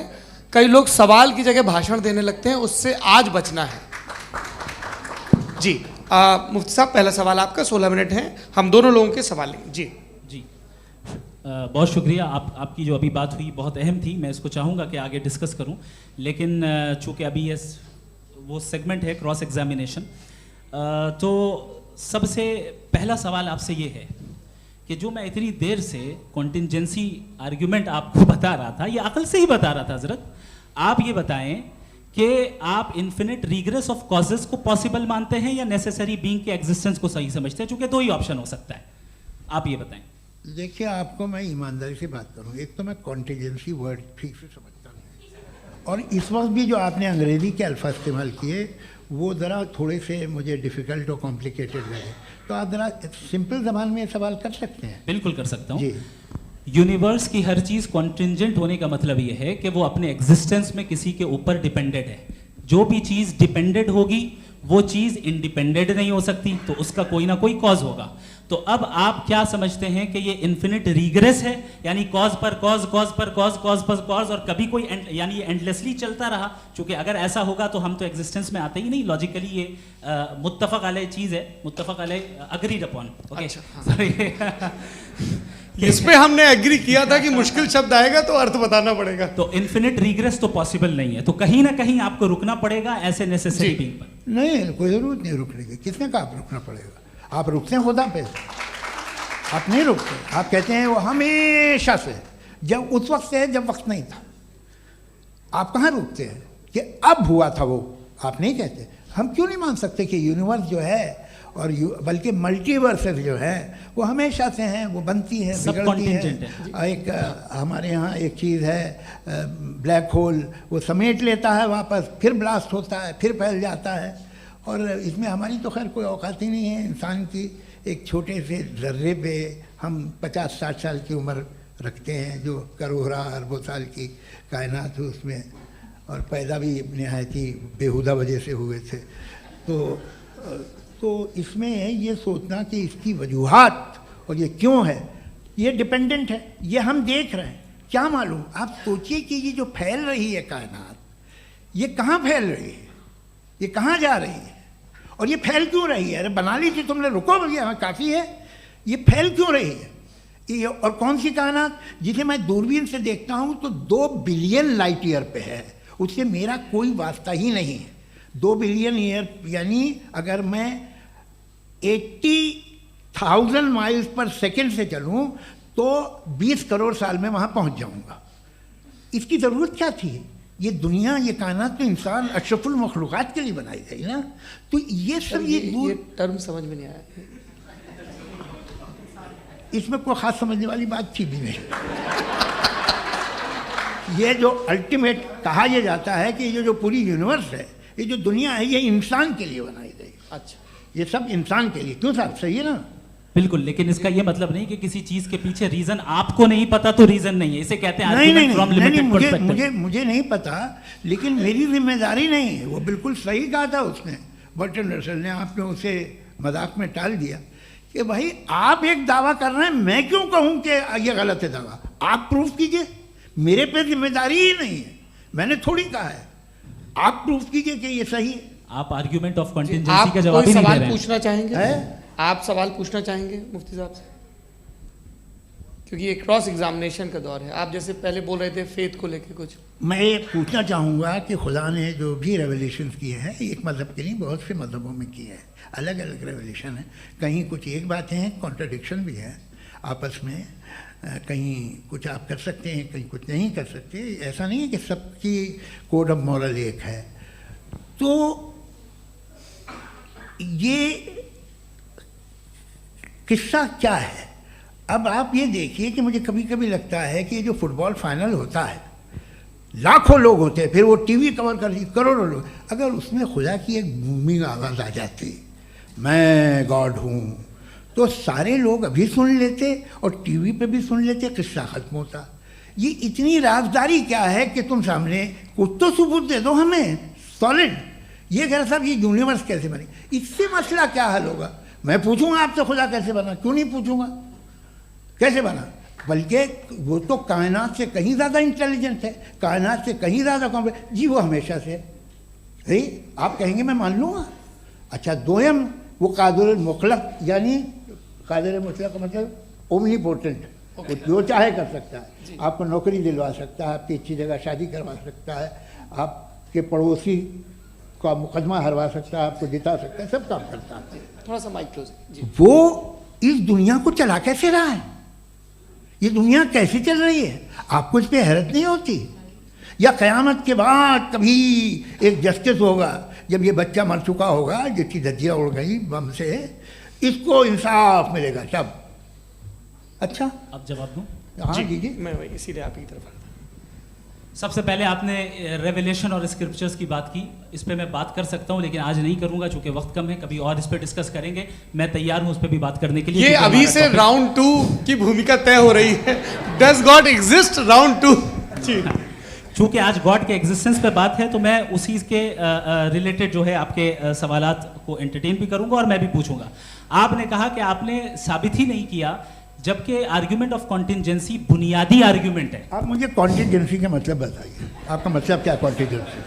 कॉन्टिजेंसी का मतलब यह हुआ कि हर वो वजूद जो किसी भी चीज का पाबंद है, हर वो वजूद या हर वो चीज जो अपने एग्जिस्टेंस में किसी भी चीज के पाबंद है और उससे बाउंड है, उसको उसकी ज़रूरत है, उस पर डिपेंड करती है, तो जाहिर सी बात है कि उसका कोई ना कोई कॉज होता है। ये तो अक्ल की बात है, ये आप रीजनिंग की बात करते हैं, मैं वही कर रहा हूँ। दूसरी चीज़ आपने ये बात कही कि इतने बिलियन लाइट ईयर्स दूर है, उसका मेरा क्या लेना देना। फिर मेरे ख्याल से आपको ये नहीं कहना चाहिए I think therefore I am an atheist. आपको सोचना चाहिए, सिर्फ आप एक लिमिटेड दायरे में रहकर नहीं सोचें बल्कि बाहर निकलकर सोचें।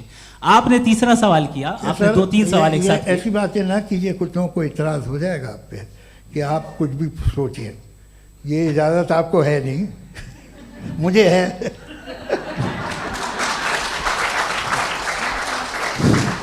जी, आपने प्रॉब्लम ऑफ इविल के ताल्लुक से सवाल किया और बार बार आप एक लफ्ज रिपीट कर रहे हैं कि ओमनीपोटेंट गॉड है, ऑल पावरफुल गॉड है।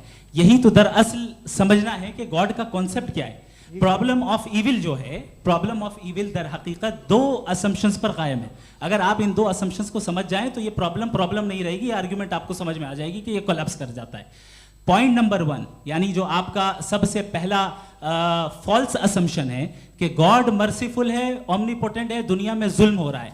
लेकिन आपको ये समझना चाहिए कि हमारे वर्ल्ड व्यू के मुताबिक गॉड सिर्फ ओमनीपोटेंट और सिर्फ मर्सीफुल नहीं है, बल्कि वो ऑल वाइज भी है और वो ऑल नोइंग भी है। उसके हर काम के पीछे हिकमत और विजडम है। ये कोई जरूरी नहीं है कि वो हिकमत और विजडम आपको समझ में आए या मुझे समझ में आए। अगर आप जो समझ रहे हैं उसके मुताबिक आप फैसला कर रहे हैं, ये लिमिटेड पर्सपेक्टिव से आर्ग्यूमेंट है। और इस चीज को हम अपनी दुनिया में, अपने लाइफ में, डेली लाइफ में इस प्रिंसिपल को एक्सेप्ट करते हैं। हम जब किसी डॉक्टर के पास जाते हैं, डॉक्टर के पास जाकर वो अगर उसने हमें कोई दवाई दी है तो हम ये तो नहीं कहते कि जब तक आपके पास जितना नॉलेज और जितना विजडम नहीं है, आपने क्यों ये दवाई दी है, तब तक हम इस चीज को एक्सेप्ट नहीं करेंगे।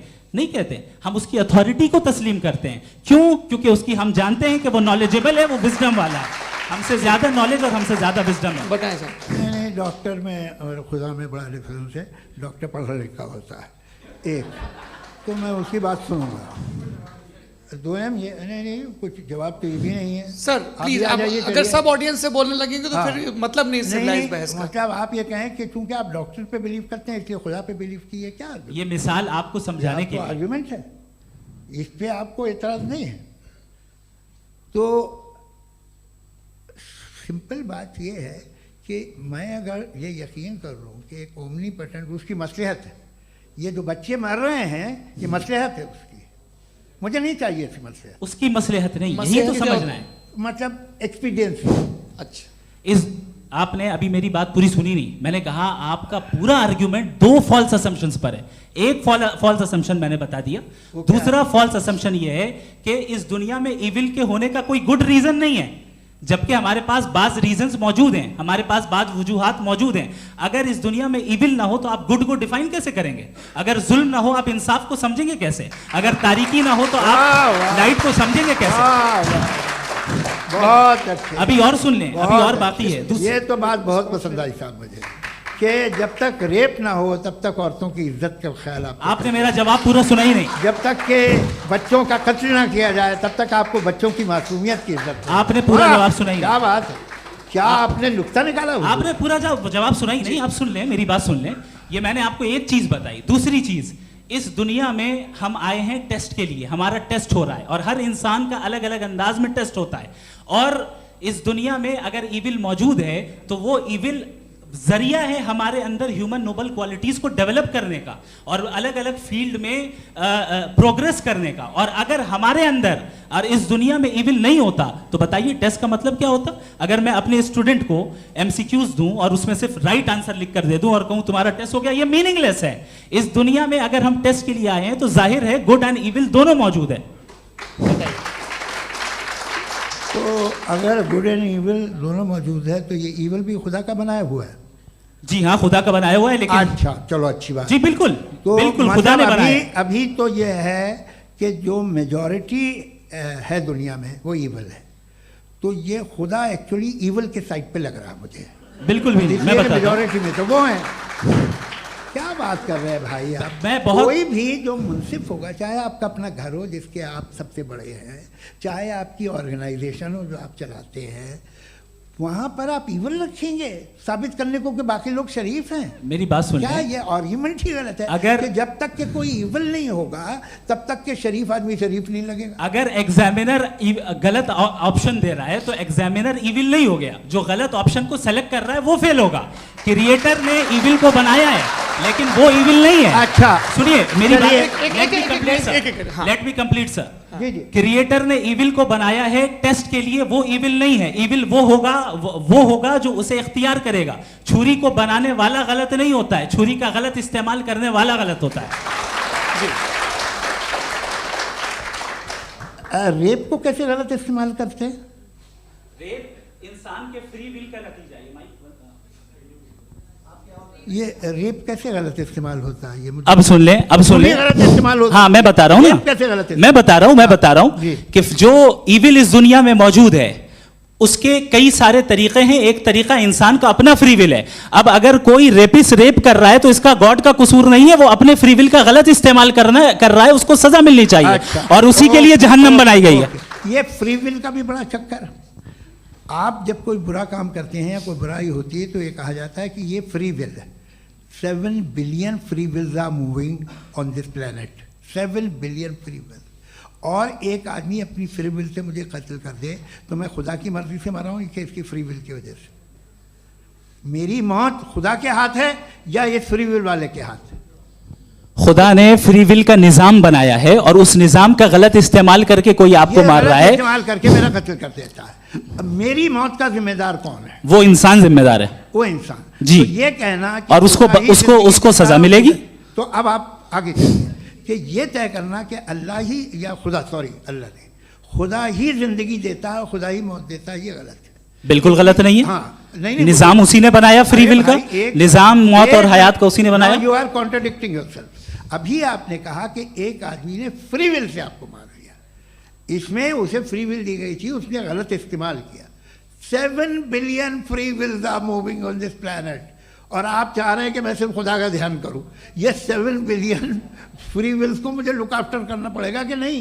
ये तो तबाहियां कर रही हैं और तबाहियां ज़्यादा हो रही हैं। बिल्कुल। तो अगर आप बताएं अगर खुदा नहीं है फॉर एग्जाम्पल, तो आप इविल को कैसे डिसाइड करेंगे? यानी how can you define evil objectively without God? देखिए दुनिया में 2 तरह के जानवर हैं।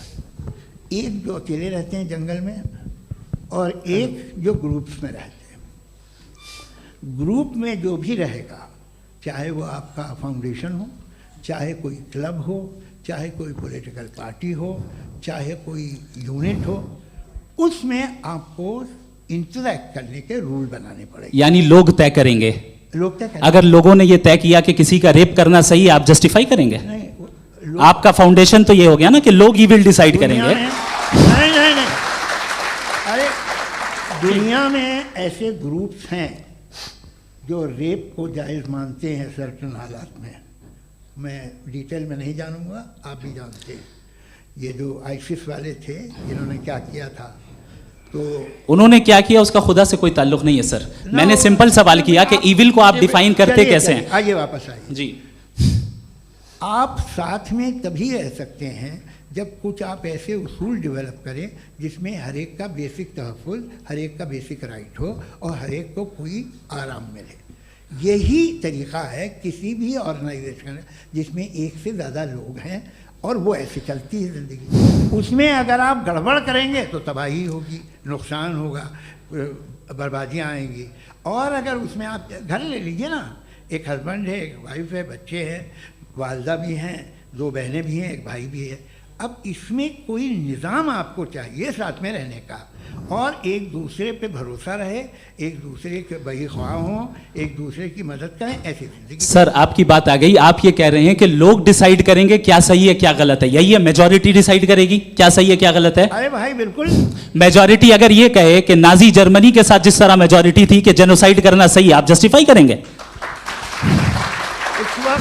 उस वक्त आपका ये सवाल सिर्फ उसके बाद क्लोजिंग। हाँ, उस वक्त प्लेनेट पे जो लोग थे उनमें कितने लोग हिटलर को सही समझते? अच्छा, प्लेनेट की मेजॉरिटी तय करेगी, सोसाइटी की नहीं। प्लेनेट की मेजॉरिटी गॉड के एग्जिस्टेंस को सही मानती है, आप क्यों नहीं मानते?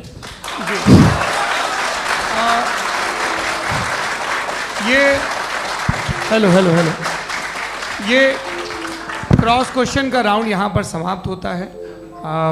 और ये बड़ा अच्छा है कि इस तरह से फ्रेगमेंट कर दिया गया है ताकि जो मरकरी ऊपर जा रहा है नीचे जवाब आ दे जाए। दूं। जी, प्लेनेट की ज़्यादातर मेजॉरिटी कुछ दूसरे मजहबों के खुदा को मानती है। आप उन्हें क्यों नहीं, आप तो मेजॉरिटी की बात कर रहे अच्छा, हैं। ये मैंने क्लोजिंग majority की बात- आप ये कह रहे हैं इविल और गुड को डिसाइड मेजॉरिटी करेगी, मेजॉरिटी जो कर दे वो सही हो जाएगा। अरे क्लोजिंग भाई, इसको जैसा आप ही लोगों ने तय किया है उसी फॉर्मेट को फॉलो कर लेते हैं। हाँ भाई, मैंने तो भले लोगों पे एतबार किया और तब मॉडरेशन तय किया। जी, आपके पास 5 मिनट का वक्त है, क्लोजिंग आर्ग्यूमेंट है, उसके बाद हम ऑडियंस से क्वेश्चन आंसर लेंगे जावेद साहब की क्लोजिंग आर्ग्यूमेंट के बाद। ओके, टाइम स्टार्ट्स बहुत शुक्रिया। जी। हमारा जो टॉपिक है डज गॉड एग्जिस्ट, मैं इस पे इतने एकेडमिक तैयारी करके आया था, मुझे था कि मैंने सोचा था कि कई सारे मैं आर्ग्यूमेंट्स दूंगा, लेकिन वक्त की भी किल्लत और जावेद साहब बार बार इधर उधर चले जा रहे थे तो उसको भी थोड़ा एंटरटेन करना पड़ गया। डज गॉड एग्जिस्ट पे मैं एक ही आर्ग्यूमेंट दे पाया, आर्ग्यूमेंट्स बहुत हैं और डेफिनेटिव आर्ग्यूमेंट्स हैं, और मेरे आर्ग्यूमेंट को किसी एक राउंड में भी इन्होंने एंटरटेन नहीं किया और रेफ्यूट नहीं किया, एक राउंड में भी नहीं, एक राउंड में भी नहीं। कौन सा? और ना ही अभी आपका क्लोजिंग आर्ग्यूमेंट आएगा नहीं, वो उसमें। बता देना। Argument of contingency sir. अरे मैं आपसे कई बार कह चुका हूँ कंटीजेंसी का मतलब अब मैं कैसे सर, समझाऊं प्लीज, आपको प्लीज, और, आपस में, हाँ, आप और प्लीज, कितने प्लीज, आसानी से समझाऊं मैं, मुझे तो नहीं समझ में आ रहा है। बस आप अपनी argument sir, of contingency Urdu में बोल सकते हैं। हाँ, आप अपनी बात पूरी कर लें जी। आखिरी 4 मिनट। दूसरी चीज, just a minute please ma'am, can I talk?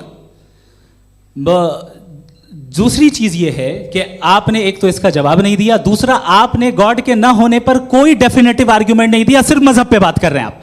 मजहब तो आज हमारा टॉपिक ही नहीं था, आज तो हमारा टॉपिक हो, आप मजहब से ले लेकर आईएस तक चले गए। भाई हमारा क्या ताल्लुक है उससे? We condemn them. और उसका गॉड से क्या ताल्लुक है? अगर कोई गलत काम कर रहा है, किसी ने किसी को कत्ल किया, किसी ने किसी का रेप किया, उसको सजा मिलनी चाहिए। और आपके पास कोई भी rational strong foundation of morality नहीं है। आपने कहा कि मेजॉरिटी तय करेगी सोसाइटी की, वो सही होगा। मैंने कहा हिटलर को फिर आप सही कहेंगे, नहीं, प्लैनेट की सोसाइटी की मेजॉरिटी तय करेगी। तो प्लैनेट की मेजॉरिटी गॉड के एग्जिस्टेंस को मानती है, आप कह रहे हैं ये रिलीजियस है। तो यानी आपके पास कोई स्ट्रॉन्ग फाउंडेशन नहीं है ऑब्जेक्टिव मोरालिटी का। ऑब्जेक्टिव मोरालिटी का अगर कोई फाउंडेशन है तो वो सिर्फ गॉड है, गॉड है, गॉड है। थैंक यू जी, ये मुफ्ती शमाइल नदवी साहब का क्लोजिंग आर्ग्यूमेंट था। अब हमारे पास जी, मैं जी ये बड़ा अच्छा है कि दोनों लोगों को मॉडरेटर से शिकायत भी और बोल रहे भाई हमारी शाबाशी भी तो करते चलो। अब मेरी बात जी, आपके पास जावेद अख्तर साहब 5 मिनट का वक्त है, ये आपका क्लोजिंग आर्ग्यूमेंट है, टाइम रीसेट कर दें। जी देखिए, बहुत सारी बातें हैं। गॉड का डेफिनेशन दुनिया के किसी भी रिलीजन में है कि वो ओमनीपोटेंट है, ओमनीप्रेजेंट है, he is just, he is kind, he loves you and so on. मैं जब दुनिया देखता हूँ तो मुझे कोई ऐसा सुप्रीम पावर यहाँ दिखाई नहीं देती है जो इंसान की बहबूदी के लिए कुछ कर रही हो, कमज़ोर को बचा रही हो, मदद कर रही हो, जालिम को पीछे हटा रही हो। मैं नहीं देखा, तारीख़ में नहीं। एक तो अगर है और ये देख रहा है तमाशा, तो उसका होना न होना बराबर है।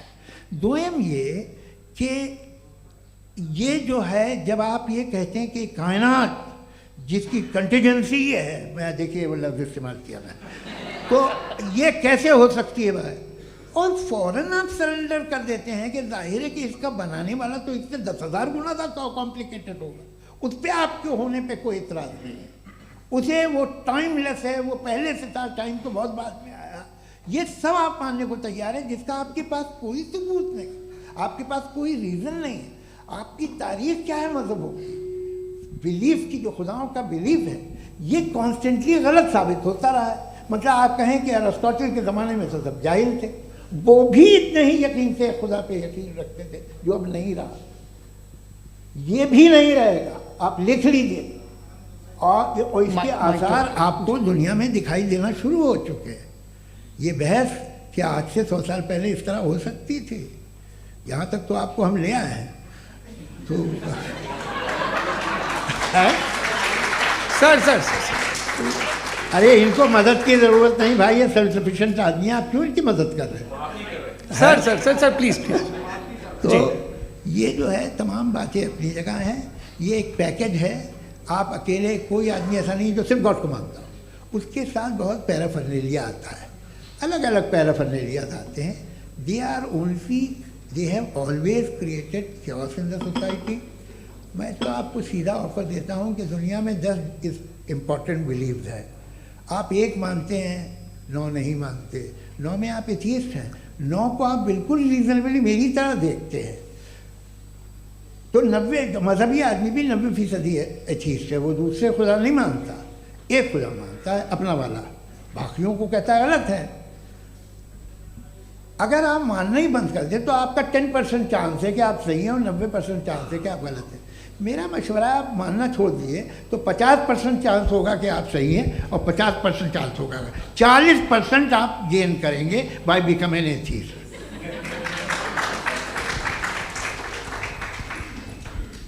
ये एक फरसूदा ख्याल है, ये ख़त्म हो रहा है। हो सकता है मेरी ज़िंदगी में ना हो, लेकिन ये हो जाएगा। जो बातें ये इनको आप मेटाफिज़िकल ये वो ऐसे रिस्पेक्टेबल टर्म दे दिए, ये तो उन लोग के हैं जिन्हें ना फिज़िक्स मालूम थी ना मेटा मालूम था, ये उन्होंने आपको दिए हैं। जी बहुत शुक्रिया आप दोनों लोगों का। और अब इस बातचीत का आखिरी राउंड शुरू होगा, डज गॉड एग्जिस्ट की ये बहस मुफ्ती शमाइल नदवी और जावेद अख्तर साहब के बीच। आप लोग अपने अपने हाथ ऊपर करेंगे, मैं यहाँ से तय करूँगा। और माइक हमारे पास है क्या? एक ही माइक है ऑडियंस के लिए? 2 माइक है, एक इस तरफ एक इस तरफ, ठीक है। तो जी सबसे पहले हमारी सहयोगी हैं मारिया शकील जी, पूछिए सवाल। थोड़ा सा रुकेंगे ताकि कैमरे का फ्रेम आप पर आ जाए, आपकी तो प्रैक्टिस है टीवी की। जी नदवी साहब, मैं खुदा को मानती हूँ, पहले मैं इसी प्रमाइस से शुरू कर रही हूँ और ये बता रही हूँ आपको, मैं मानती हूँ। लेकिन कुछ सवाल हैं जो जावेद साहब ने उठाया, उसका जवाब आपको देना चाहिए। पहला सवाल ये कि गज़ा में सालों से छोटे बच्चे मर रहे हैं, वो उनको, अगर खुदा मर्सीफुल है, हम मानते हैं कि अल्लाह ताला में बहुत ताकत है, तो वो बच्चे क्यों मर रहे हैं? दूसरी बात ये कि अगर कंटिजेंसी की जो आप बात करते हैं, पूरे मुस्लिम ममालिक मिल करके भी उन गज़ा के बच्चों को क्यों नहीं बचा पा रहे हैं? क्योंकि अगर वो चाहते, क्योंकि अल्लाह ताला उन पर हुकूमत करते हैं, सब पर हुकूमत करते हैं, तो वो उनको क्यों नहीं बचा? जी थैंक यू वेरी मच। बहुत अच्छा किया आपने इस चीज़ को जिक्र कर दिया, मैं इसको और अच्छे से एक्सप्लेन करने की कोशिश करता हूँ। देखें, जहाँ तक आपने कहा कि गज़ा के बच्चों को मारा जा रहा है, देखें 2 वर्ल्ड व्यू है, एक एथिस्टिक वर्ल्ड व्यू, एक थीस्टिक वर्ल्ड व्यू है। बच्चे मर रहे हैं दोनों वर्ल्ड व्यू में, लेकिन हमारा वर्ल्ड व्यू कह रहा है कि रिकॉम्पेंस है, ये कह रहे हैं कि उनका मरना बेकार जाने वाला है, कोई उसका रिकॉम्पेंस नहीं है, चूंकि इनके यहाँ आखिरत और अल्लाह का कोई तसव्वुर या गॉड का कोई तसव्वुर नहीं है। आपने ये सवाल किया कि गॉड मर्सीफुल है, क्यों नहीं रोकता? ये मैंने बताया कि ये मिसकंसेप्शन है लोगों के दरमियान कि गॉड को सिर्फ मर्सीफुल और ओमनीपोटेंट समझते हैं। गॉड के सिर्फ यही 2 एट्रीब्यूट्स नहीं हैं, गॉड के कई सारे एट्रीब्यूट्स हैं, उनमें से अल हकीम भी है, उनमें से ऑल वाइज भी है, ऑल नोइंग भी है। लिहाजा अगर इस दुनिया में किसी को तकलीफ आ रही है और गॉड उसको नहीं रोक रहा है, वो इसलिए नहीं रोक रहा है चूंकि इंसानों को फ्री विल दिया गया है। ठीक इसी तरीके से अगर एक डॉक्टर किसी छोटे बच्चे को इंजेक्शन लगा रहा है, उसे तकलीफ पहुंच रही है, उसके लिमिटेड पर्सपेक्टिव के एतबार से ये गलत हो रहा है और डॉक्टर बुरा है, लेकिन जब आप ब्रॉडर पिक्चर को देखेंगी, आपके और हमारे पास सिर्फ एक पिक्सल है, हमें इतना नजर आ रहा है कि गजा में कत्ल हो रहा है, लेकिन इसके पीछे कितना रिकॉम्पेंस उनको मिलने वाला है, पूरा पिक्चर गॉड के पास है। तो एक पिक्सल से आप पूरे पिक्चर को कभी भी जज नहीं कर सकती। आप इसमें कुछ जोड़ना चाहेंगे? आपको कुछ बोलना है इसमें? भैया आपने बहुत अच्छा जस्टिफिकेशन दिया। या आप वो जो वहाँ के प्राइम मिनिस्टर इजराइल के उन्हें भेजिए, वो बहुत खुश होंगे। आप जस्टिफिकेशन दे देना कि अगर गॉड नहीं है तो बच्चे क्यों मर रहे हैं, आप बताएं। वो ये सवाल पूछ रहे हैं कि अगर आप ईश्वर का अस्तित्व नहीं मानते हैं तो उन बच्चों की मौत को आप कैसे इंटरप्रेट करते हैं? भाई ये दुनिया जो है, जो ताकतवर लोग होते हैं वो एक नाइंसाफ़ी करते हैं। तो ये अच्छा काम है आपके नजदीक, तो नेचर नाइंसाफी पे मबनी है। अरे मेरे भाई, आप नेचर की कहाँ बात कर रहे हैं, तो इंसान की बात कर रहे तो फिर जब मैं इंसान की बात कर रहा था, आप नेचर की बात करने लग क्रॉस गए। एग्जामिनेशन नहीं। हाँ, अब आप मुझे बोलने नहीं देंगे तो अलग बात है, आप बोलिए, मैं मुझे कोई जल्दी नहीं। जी नहीं, ये क्रॉस एग्जामिनेशन है। मुझे बोल तो लेने दीजिए। जी, बोलिए। क्या बात ये है कि ह्यूमन सोसाइटी तभी साथ में रह सकती है जब वो मोहब्बत से, एकता से, एक दूसरे के एहतराम करके रहे। इसके अलावा पॉसिबल नहीं है, अकेले तो इंसान रह ही नहीं सकता। वहाँ पर कुछ लोग हैं जो फाउल करते हैं। वो फाउल हमेशा से तारीख में होता आया है। आज ये हो रहा है, जो हो रहा है बहुत बुरा हो रहा है, बहुत जालिमाना है, बहुत जाबराना है। उसको आप कहें कि ये बच्चों को कॉम्पनसेशन मिल जाएगा या इसकी इंजेक्शन है, इंजेक्शन तो हेल्थ के लिए दिया जाता है। आप ये कह रहे हैं कि ये बच्चों की जो धज्जियां उड़ रही हैं ये इंजेक्शन है, ये टेस्ट है, ये टेस्ट है, और उस टेस्ट में उनको ऐसा रिकॉम्पेंस मिलेगा जो आपके तस्वुर के बाहर है। ये आप 3 बरस के बच्चे को बारूद से उड़ा के टेस्ट ले रहे हैं। वाह, वो नहीं ले रहा है, खुदा नहीं उड़ा रहा है, इजराइल उड़ा रहा है। जी, ये तो उसको कंडेम अगला करें। सवाल लेते हैं प्रोफेसर पुरुषोत्तम अग्रवाल। मुफ्ती साहब, एक निवेदन आपसे है कि कम से कम थोड़ा सा माइक क्लोज एक रिलीजियस और फिलोसफिकल कर मैं प्लीज। एक रिलीजियस और फिलोसफिकल ट्रेडिशन है जो ब्रह्मांड को यानी यूनिवर्स को ही अंतिम मानती है। सर्वम खलु इदम ब्रह्मम, this is Chandogya Upanishad, and it completely rules out the existence और नेसेसिटी, आपके शब्दों में necessity of a creator. The creation itself is the creator. तो एक मिनट प्लीज। दूसरा जो सवाल आपने अभी, जो आप बार बार कह रहे हैं कि भगवान विद्वान भी है, वाइज, सब जानने वाला, तो अगर विजडम में दुनिया भर के पापों और अत्याचारों को बर्दाश्त करना शामिल है, तो फिर इसका मतलब ये हुआ कि अगर मैं फ्री विल से उसको अपोज करता हूं तो ईश्वर की विजडम और मेरी फ्री विल में कॉन्ट्राडिक्शन है। Because when I am opposing whatever is happening in Gaza, then I am opposing the God's will और गॉड्स विजडम। जवाब लेते हैं क्योंकि तो गॉड की विजडम में, एक मिनट सर प्लीज सर, ये एक जुमला, गॉड की विजडम है कि गाजा में जो कुछ हो रहा है वो हो रहा है, मैं उसका अपोज कर रहा हूं, तो मैं गॉड की विजडम के खिलाफ जा रहा हूं। एक सवाल। दूसरा ये नहीं, आपने 2 ऑलरेडी। सर आप और सवाल कर लें, लेकिन मुझे 2 जवाब दे दें। पहले आपने ये कहा, सुनिए मेरी बात सुनिए। भाई इजराइल के गॉड के मुताबिक तुम्हारा ठीक हो रहा है ना? नहीं हो रहा है, ठीक नहीं हो रहा है, मैं बता रहा हूँ क्या हो रहा है। आप तशरीफ रखें, मैं बता रहा हूँ क्या हो रहा है। Let me complete please. एक सेकंड गाइस, एक सेकंड। ये देखिए, ऐसा है कि ये सब बड़ा आपस में विचार विमर्श के बाद ये तय हुआ था कि कुछ नियम बना लिए जाएं ताकि एक टाइम बाउंड बातचीत चले। और भाई साहब, आप बड़ा ज़रूरी काम कर रहे हैं, लेकिन कैमरे के फ्रेम में आके उस काम को गड़बड़ कर दे रहे हैं। ठीक है गुरु, अब मेरे को कहीं का गुस्सा कहीं निकालना था, सॉरी। नहीं, कोई गुस्सा नहीं है जी। तो प्रोफेसर ने सवाल पूछे, आप उनके जवाब दें, और थोड़ा ये सब लोग थोड़ा ख्याल रखें भाई, सवाल संक्षिप्त रखें जी। आपने 2 सवाल किया। सबसे पहला ये कहा कि हमारे पास ये कॉन्सेप्ट है कि ये यूनिवर्स खुद नेसेसरी बीइंग है, creation itself is the creator. How irrational is this कि मैं एग्जिस्ट करूंगा बाद में, लेकिन अभी एग्जिस्ट कर भी रहा हूं, यानी एक ही टाइम में एग्जिस्ट भी कर रहे हैं, नहीं भी कर रहे हैं। This is not true. दूसरी चीज, आपने कहा कि अगर इजराइल में, सॉरी माफ कीजिएगा, Israel doesn't exist, occupied Palestine में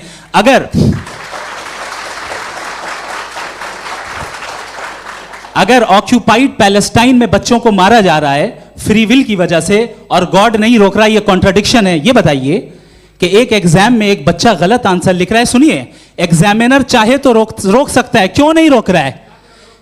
ये कॉन्ट्रडिक्शन है, ये कॉन्ट्रडिक्शन नहीं है। नहीं सर, ये आपस में ये क्या आपका सवाल?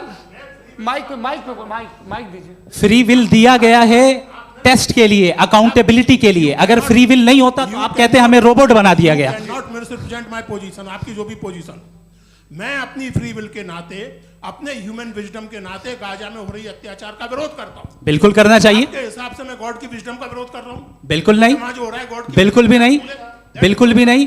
उसका वहां पर गाजा में कत्ल होना ये इंसानों के गलत इस्तेमाल का नतीजा है, फ्री विल के इस्तेमाल का नतीजा है। गॉड इसका हुक्म नहीं देता, उससे रोकता है। यही तो मसला है ना, आपके लिए कॉन्सेप्ट क्लियर? नहीं भाई, आपने तो बताया था इंजेक्शन लगाने से बच्चे को तकलीफ होती है, ये इंजेक्शन लगा। सर आप ऐसे रेटोरिक स्टेटमेंट दे तब तो कोई मसला नहीं आपने समझते बोला कि रहेंगे। Injection this is a rhetoric statement, this is not a logical argument sir. I am sorry, I am sorry. आखिरी 30 मिनट बड़े मुश्किल होने वाले हैं। जी मुफ्ती साहब आगे बैठे हैं, इनको माइक दीजिए। हाँ तरुण, माइक आप अपने पास रखिए, आपको कैमरे का फ्रेम पता है। जी सबसे पहले दोनों को मुबारकबाद। एक सर अपना आप नाम बता दें। आप अमेरिका में शिकागो में रहते हैं, इतना मुझे याद है। बताया आपको, यासिर नदीम अलवाजदी मेरा नाम है। जावेद सर आपसे क्वेश्चन है इन्फिनिट रिग्रेस के ताल्लुक से। एक हाइपोथेटिकल सिनेरियो है, मसलन अगर आप सर माइक थोड़ा सा प्लीज क्लोज रखिए। ओके जी अगर आप शायर इसलिए हैं कि आपके कोई उस्ताद शायर थे, और वो इसलिए शायर थे कि उनके कोई उस्ताद शायर थे, और इसी तरीके से हम माजी में पीछे चलते चलते चले जाएं और कहीं ना रुके, तो माफ कीजिएगा आप कभी शायर नहीं हो सकते। लेकिन आप शायर हैं, आपका शायर एग्जिस्ट करता है, इसका मतलब ये है कि आप कहीं ना कहीं रुके हैं। तो मेरा सवाल ये है कि क्या आप इन्फिनिट रिग्रेस ऑफ कॉजेस को लॉजिकल फैलेसी मानते हैं या नहीं मानते? हाँ या ना? मैं इन्हें लॉजिकल फैलेसी नहीं मानता हूँ, लेकिन मेरा प्रॉब्लम यह है कि जब मैं नहीं मानता हूँ तो I will continue with this logic जो फैलेसी नहीं हो।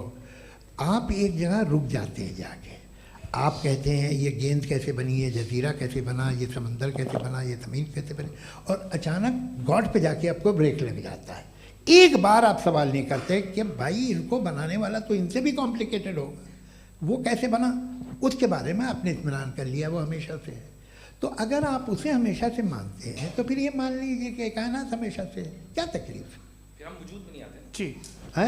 हम मौजूद नहीं। अच्छा सर क्यों नहीं हो मैं सकते? बताऊंगा प्लीज। जैसे मैंने मिसाल दी आपके शेर की, आपका शेर कभी वजूद में ना आता अगर शायर इसी तरह चलते रहते हमेशा। जी माइक मेरे ख्याल से एक सेकंड, इन्फिनिट रिग्रेस का कॉन्सेप्ट क्लियर नहीं हो पाया, ऐसे रहने दें, लेट्स मूव ऑन सर। ठीक है। हाँ थोड़ा सा मॉडरेटर का भी ख्याल रखें। नहीं आपने तो रखा है, आपने रखा है। यहाँ पे गौहर रजा साहब हैं, वो भी एक सवाल पूछना चाहते हैं।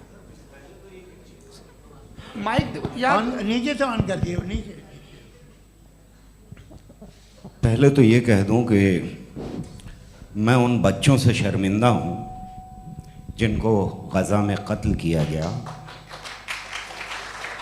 क्योंकि हमारे होते हुए कत्ल किया गया। लेकिन उससे ज़्यादा शर्मिंदगी इस बात से हुई कि मुझे लगा कि मुफ्ती साहब उसको जस्टिफाई कर रहे हैं। बिल्कुल भी नहीं, आप बहुत ही गलत। मुझे लगा मैं गलत हो सकता हूं। बिल्कुल गलत मैं है। सवाल पूछ रहा हूं, सवाल मैं सवाल पूछ रहा हूं।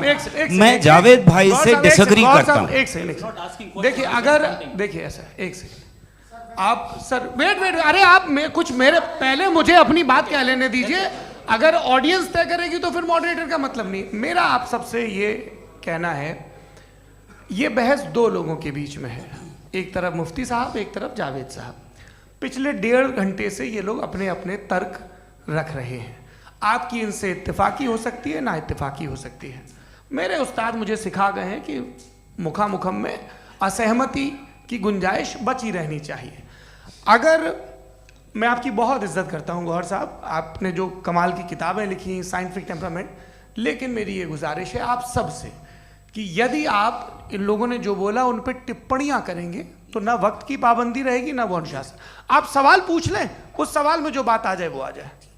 मैं जावेद साहब से डिसएग्री करता हूं, इसलिए जावेद साहब से सवाल पूछ रहा हूं। आपका सवाल जावेद अख्तर साहब से। और सवाल ये है मेरा कि जावेद साहब ने कई बार लॉजिक का इस्तेमाल किया कि साइंस में लॉजिक है और रिलीजन में लॉजिक नहीं है। मेरा ख्याल ये है कि रिलीजन में भी लॉजिक है, लेकिन उस लॉजिक की बेसिस ये है कि आप रुक जाते हैं, जिसका जिक्र जावेद साहब ने बार बार किया, यानी खुदा के तसव्वुर पे आते हुए, गॉड के तसव्वुर पे आते हुए रुक जाते हैं।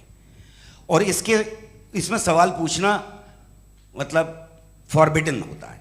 सवाल यह है कि क्या जावेद साहब इससे एग्री करते हैं कि साइंस की लॉजिक अलग है और रिलीजन की लॉजिक अलग है। बताइए सर। देखिए, 3 चीज़ें हैं। साइंस है, एक है मंतिक है, इस्तिदलाल है, और एक जो है कुछ भी नहीं है, फेथ है, अकीदा है। मैं अकीदे की लॉजिक का कायल नहीं हूँ। मुझे आप इस्तिदलाल से, लॉजिक से, रीज़न से समझाइए, मैं मानने को तैयार हूँ, मेरा क्या नुकसान होगा। लेकिन ये कि अकीदे पे मैं नहीं जा सकता हूँ। अकीदे का मतलब है कि तुम ये मान लो, सवाल ना करो, ये नहीं। आप सारी बातें करके, बड़ी साइंटिफिक बातें करके एक जगह जाके खुदा के हुदूद पे रुक जाते हैं, सरेंडर कर देते हैं। मैं सरेंडर करने को तैयार नहीं। That's all. जी, ये आगे सर बैठे हुए हैं, इनको माइक दीजिए। भाई वो आप पूछना चाह रहे थे ना भाई? हाँ, नहीं मैं ये, थैंक यू जी, आपका नाम? आसिम इफ्तिखार। आसिम जी, पूछिए। सर, जावेद सर से सवाल है कि आपने अपने माइक थोड़ा करीब अपने क्लोजिंग स्टेटमेंट में ये बात कही थी कि मज़हब का जो फ्यूचर है वो ज़्यादा दिन नहीं जाने वाला है, लेकिन मैं देख पा रहा हूँ कि जो ऑक्सफोर्ड यूनिवर्सिटी की एक स्टडी है 2011 में हुई है, जिसके 50 एकेडमिशियंस ने इसको अंजाम दिया था, उसमें वो ये कहते हैं कि जो फेथ इन गॉड है वो इनबिल्ट है ह्यूमन नेचर के अंदर, जिसको हम कहते हैं फितरत के अंदर शामिल है वो। और वो ये कहते हैं कि अगर कोई ये समझता है कि मज़हब को वो ख़त्म कर देगा तो ये उसकी गलत फहमी है। तो आप इसके बारे में, इस स्टडीज़ के बारे में क्या कहते हैं? ठीक है, मैं उनसे एग्री नहीं करता हूँ। वो कौन से प्रोफेसर होंगे, ऐसा उनके क्या पास डेटा है, इन्होंने डेटा के बेस होगा। डेटा क्या हो सकता है? फ्यूचर का डेटा तो नहीं हो सकता ना उनके पास, प्रेजेंट का डेटा हो सकता है। डेटा आपने सुना 100 साल पहले का बाद का डेटा? मैंने तो नहीं सुना आज तक। तो आज उनकी ये राय है और होगी राय, ठीक है। दुनिया में तरह तरह की राय है लोग, लेकिन मैं समझता हूँ कि वक्त के साथ इंसान ज़्यादा से ज़्यादा रीज़नेबल और लॉजिकल होता जा रहा है। आज आप देखिए वेस्टर्न यूरोप में क्या परसेंटेज है नॉन बिलीवर्स की, बहुत हाई।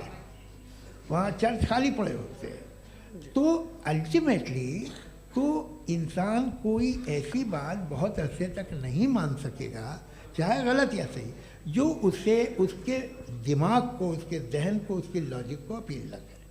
वो कह रहे हैं तो ऑक्सफोर्ड के होंगे तो कैम्ब्रिज के होंगे, तो मुझे क्या लेना देना। उनका डेटा मुस्तकबिल का नहीं हो सकता है। जी, दीपक, हाँ पूछिए। मैं आऊँगा, अभी पीछे की साइड भी आऊँगा, माइक वहीं भेजूंगा 2-3 साल के लिए। जी जावेद साहब, आपसे सवाल है। नमस्ते। अरे भाई सर, अगर आप ही लोग को तय करना है तो फिर 200 लोग तय कर लें। ये सब नहीं sir, please don't do this sir. Everybody has a right sir, but we can only take selected questions. No sir, ये यंग लोग भी हैं तो इनकी ये अब उतने यंग, भाई आप यंग हैं कि नहीं है? वो कह रहे हैं वो भी यंग हैं साहब, आप उनकी नौजवानी पर दावा उनको ही करने थे। हाँ मुफ्ती साहब, आप यंग, हाँ पूछे। अरे भैया सर, मेरा सवाल ये है, कुछ इनसे भी तो पूछो। जी नहीं, बस आपसे एक सवाल है। जैसे थीस्टों के पास, अपने जो ईश्वर को मानते हैं, उनके पास अपने सोशल गेट टुगेदर्स हैं। 5 रोज़ आज क्रिसमस आने वाला है, होली है, दिवाली है, ईद है। एथिस्ट क्या ऑफर कर रहे हैं? मतलब मैं इनकी दुकान से बोलूं, मैं आना चाहता हूं उस तरफ, पर मैं अट्रैक्ट नहीं हो पा रहा हूं। मैं सोशल गेट टुगेदर्स क्या है आपके पास? वो ये कह रहे हैं कि जो धार्मिक लोग हैं, अलग अलग धर्म के लोग, उनके उत्सव त्योहार, कांग्रेगेशन बहुत हैं। अब आपको मैं एक सुनाता हूँ, यहाँ हिस्टोरियन भी बैठे हैं। मृदुला जी, आप बताइएगा सही है क्या? ये एक कॉन्स्टेंटाइन, एक ग्रीक रोमन बादशाह था, जो क्रिश्चियनिटी आने के 400 साल बाद उसने डिसाइड किया कि मैं क्रिश्चियन हो जाऊंगा, मेरी पूरी स्टेट कैंसिल हो जाएगी। उस ज़माने में ऐसे ही होता था, राजा जो धर्म इख्तियार करता था वो जनता भी कर लेती थी। इसलिए कि वो हो गया था बैंकरप्ट, और उसे जो मेडिटेरियन कोस्ट के रिच क्रिश्चियन वो थे मर्चेंट, उससे पैसा चाहिए था। तो उसने कहा यार क्रिश्चियन हो जाओ। तो उसने अपने वजीर से कहा कि भाई ये हिस्ट्री है कि अब हम लोग क्रिश्चियन हो जाते हैं। पहले सर हो जाएंगे, कोई प्रॉब्लम नहीं है, लेकिन एक प्रॉब्लम ये है कि 17 दिसंबर से 25 दिसंबर तक जो पेगन फेस्टिवल होता, जो पेगन जो फेस्टिवल होता है वो बंद हो जाएगा, इसलिए कि हम क्रिश्चियन हो गए तो होगा नहीं। तो वो बच्चों को बहुत बुरा लगेगा, पब्लिक को बहुत इन्जॉय करते हैं, ख़ासतौर से 25 को मेन डे। उसने कहा हाँ ये तो सही कह रहे हो, ये जीसस क्राइस्ट की पैदाइश कब थी? पहले साहब वो अप्रैल में थी। नहीं, कट करो, वो 25 दिसंबर को है। यह हकीकत है, और 400 साल बाद क्रिश्चियनिटी के अप्रैल से दिसंबर ले आए, और इसलिए कि यहाँ पेगन फेस्टिवल होता था। अब मनाते हैं आप आराम से। ये जो सारे फेस्टिवल हैं ये रिलीजन से, हर एक को एक इंटरटेनमेंट डिपार्टमेंट चाहिए होता है अपनी कंपनी चलाने के लिए। तो ये रिलीजन ने, ये सेकुलर त्यौहार थे जिन्हें रिलीजन्स ने ले लिया है। ये मौसम के थे, फसलों के थे, किसानों के थे, उसको आपने लेके रिलीजियस रंग दे दिया। ये कोई रिलीजन से थोड़ी आए आप। अच्छा हमें देखिए, हम तो मुल्द हैं, हम ईद मनाते हैं, हम दिवाली मनाते हैं, हम होली मनाते हैं, हम क्रिसमस मनाते हैं। बम्बई की फिल्म इंडस्ट्री की सबसे बड़ी होली हमारे घर में होती है, सबसे बड़ी ईद हमारे घर में होती है। वो हमारी सोशल वो है, हमारा हेरिटेज है। ऐसा थोड़ी है कि we will throw the baby along with the water. ये तो अच्छी चीज़ है, इन्हें रखो, जो बेकार है फेंक दो। जी हाँ, हेलो जी, मेरा सवाल नादवी जी से है। जैसा कि आपने बोला कि गॉड टाइम के भी परे हैं और गॉड इतनी कॉम्प्लेक्स चीज़ है कि उसे ह्यूमन माइंड समझ नहीं सकता, और गॉड ने अर्थ पे फ्री विल भी दे दी है, तो आप अपना वक्त ज़ाया क्यों कर रहे हैं गॉड के बारे में बात करके? अपन को तो बात करनी चाहिए कि सोसाइटी को बेहतर कैसे करें। जी, मैं गॉड वही बताता है सोसाइटी को कैसे बेहतर करें। अभी मैं आपका जवाब देता हूँ। आपने कहा कि टाइम पे वो एग्जिस्ट नहीं करता, सो नहीं, मेरा सवाल ये है कि जैसा आपने बोला कि गॉड बहुत ही कॉम्प्लेक्स चीज़ है। मैंने कहा ही नहीं कि कॉम्प्लेक्स है, तो आपके अल्फाज हैं। कॉम्प्लेक्स का लफ्ज गॉड के लिए सुइटेबल नहीं है। क्यों? क्योंकि कॉम्प्लेक्स वो चीजें होती हैं जो ऑब्जेक्ट हो। God is not an object जिसको आप इंस्ट्रूमेंट के जरिए लेबोरेटरी में जाके टेस्ट करें, oh it's very complex. No, वो कोई कार का इंजन नहीं है। वो फिलोसॉफिकली नेसेसरी बीइंग ऐसी बीइंग है जो सिंपल बीइंग है। हाँ, आप उसको मुकम्मल तौर पे उसकी तमाम हिकमतों को जान ले और हर चीज को जान ले, ये पॉसिबल नहीं है, क्योंकि वो ऑल वाइज है, आप ऑल वाइज नहीं है, और वो खुदा है, वो आपको सारी चीजें बता दे, ये जरूरी नहीं। मेरा सवाल ये नहीं था, मेरा सवाल ये था कि जब गॉड इतना परे है इस दुनिया से कि उसने अर्थ पे फ्री विल भी दी है, हम सब ह्यूमंस की फ्री विल है, और जो सोसाइटी में हो रहा है वो अपन लोग डिसाइड करेंगे, तो अपन लोग डिसाइड नहीं करेंगे ना, अपन लोग डिसाइड नहीं करेंगे। गॉड जो है, गॉड ने वो उसकी जात, उसकी एग्जिस्टेंस टाइम एंड स्पेस से परे है, लेकिन वो हमारा टेस्ट ले रहा है और उसी गॉड ने हमें बताया कि तुम्हें क्या करना है क्या नहीं करना है, तो जाहिर है उस गॉड की बात सुनेंगे ना हम। जी, वो पीछे एक चश्मा लगाए जो मैम खड़ी हैं, उनको दीजिए। हाँ, आप जी जी बिल्कुल आएंगे। देखिए मैं कोशिश कर रहा हूँ सब तरफ जाने की। हाँ, उनको दीजिए माइक। जी, हेलो सर, मैं ओमनी प्रेजेंट नहीं हूँ, टाइम पाबंद हूँ, और जहाँ तक कोशिश कर सकता हूँ करूँगा। जी, अपना नाम बताइए। मेरा नाम उर्सुला है, मैं दिल्ली यूनिवर्सिटी की एक स्टूडेंट हूँ और मैं स्टूडेंट फेडरेशन ऑफ इंडिया से हूँ। मेरा सवाल मुफ्ती जी से है कि इस हॉल के इस कमरे में बैठ के हम लोग रेप की मोरालिटी के बारे में फिलोसफिकली बात तो कर सकते हैं, बट असलियत ये है कि रोज़मर्रा की ज़िंदगी में औरतें रेप के थ्रू गुजरती हैं, और हम लोग सिर्फ नंबर्स पे इस तरह नहीं देख सकते, क्योंकि कितनी औरतें हैं इन कंट्रीज़ में जहाँ पे आप बता रहे हैं कि केसेस कम हैं, जिनका एक्सेस है कि वो जाके केस फाइल कर सकें। कितनी औरतें हैं जो जिनको काम करने की आज़ादी है उन कंट्रीज़ में। यूरोप में ये आज़ादी आ गई, यूरोप में ये रूल्स आ गए, तो हम आज उसके बारे में बात कर पा रहे हैं। जी, जवाब। आपने ये कहा कि कमरे में बंद होकर हम लोग इस पर फिलोसफिकली बात कर सकते हैं, लेकिन हकीकत में क्या हो रहा है, वो ग्राउंड लेवल पे क्या हो रहा है जो बहुत गलत हो रहा है, और वो सफ़र कर रही हैं। आई एग्री, बहुत गलत हो रहा है, और जो गलत हो रहा है उसको हमें रोकना है। और क्यों रोकना है, वो गलत क्यों है? हमारे पास इसका ऑब्जेक्टिव फाउंडेशन है, इनके पास उसका ऑब्जेक्टिव फाउंडेशन नहीं है। मैं ये कहना चाह रहा हूँ कि जहाँ पे भी जुल्म हो रहा है, जहाँ पे भी औरत पे जुल्म हो रहा है, या उसकी इज्जत लूटी जा रही है, या उसे तकलीफ पहुँचाई जा रही है, और सिर्फ औरत नहीं, किसी इंसान के ऊपर भी जुल्म हो रहा है, तो उसके खिलाफ खड़ा होना, ये मॉरलिटी हमारे पास गॉड के पास से आई है। वरना जावेद साहब तो कह रहे हैं कि जो है मेजॉरिटी डिसाइड करेगी, तो मेजॉरिटी तो कभी भी बदल सकती है। क्या आप हाँ। ये थोड़ी सी आपको गलतफहमी है। मैं अगर मेरे जुमले से ये मदना निकला या मैंने कहा, तो ये जुमला मैं वापस लेता हूँ। ये मेरा मतलब ही नहीं था कि मेजॉरिटी डिसाइड करेगी। मेजॉरिटी डिसाइड करे तो दुनिया में बड़ी, वैसे आपने कहा था ये जुमला। अच्छा, हो सकता है, मैं मान रहा हूँ, बाद में रिकैप कर लेंगे। अरे एक सेकंड, मैं अपनी एक्सप्लेनेशन देता हूँ। मुनासिब बात यह है कि हम सब के सब दिल में जानते हैं कि क्या अच्छा है क्या बुरा है, हमें पता है अच्छी तरह से। जो लोग बुरे काम करते हैं उन्हें भी मालूम अच्छा क्या है। यही तो सवाल था हजरत कि फिर ये मोरालिटी आई कहाँ से? क्रॉस एग्जामिनेशन, हाँ जी हाँ। मोरालिटी साथ रहने की डिजायर से आई, यानी साथ रहकर जो कुछ कह दे जो कुछ कर दे वो हो जाएगा? नहीं नहीं, तो आप कायदे से रह ही कर सकते हैं जब तक लोगों में मोरालिटी हो, वरना क्यास हो जाएगा। ये आपको कैसे पता? जी हमने देखा ना, जहाँ मोरालिटी का क्यास हो गया, हम देखते हैं। कहाँ पे देखते भाई हैं? दुनिया में।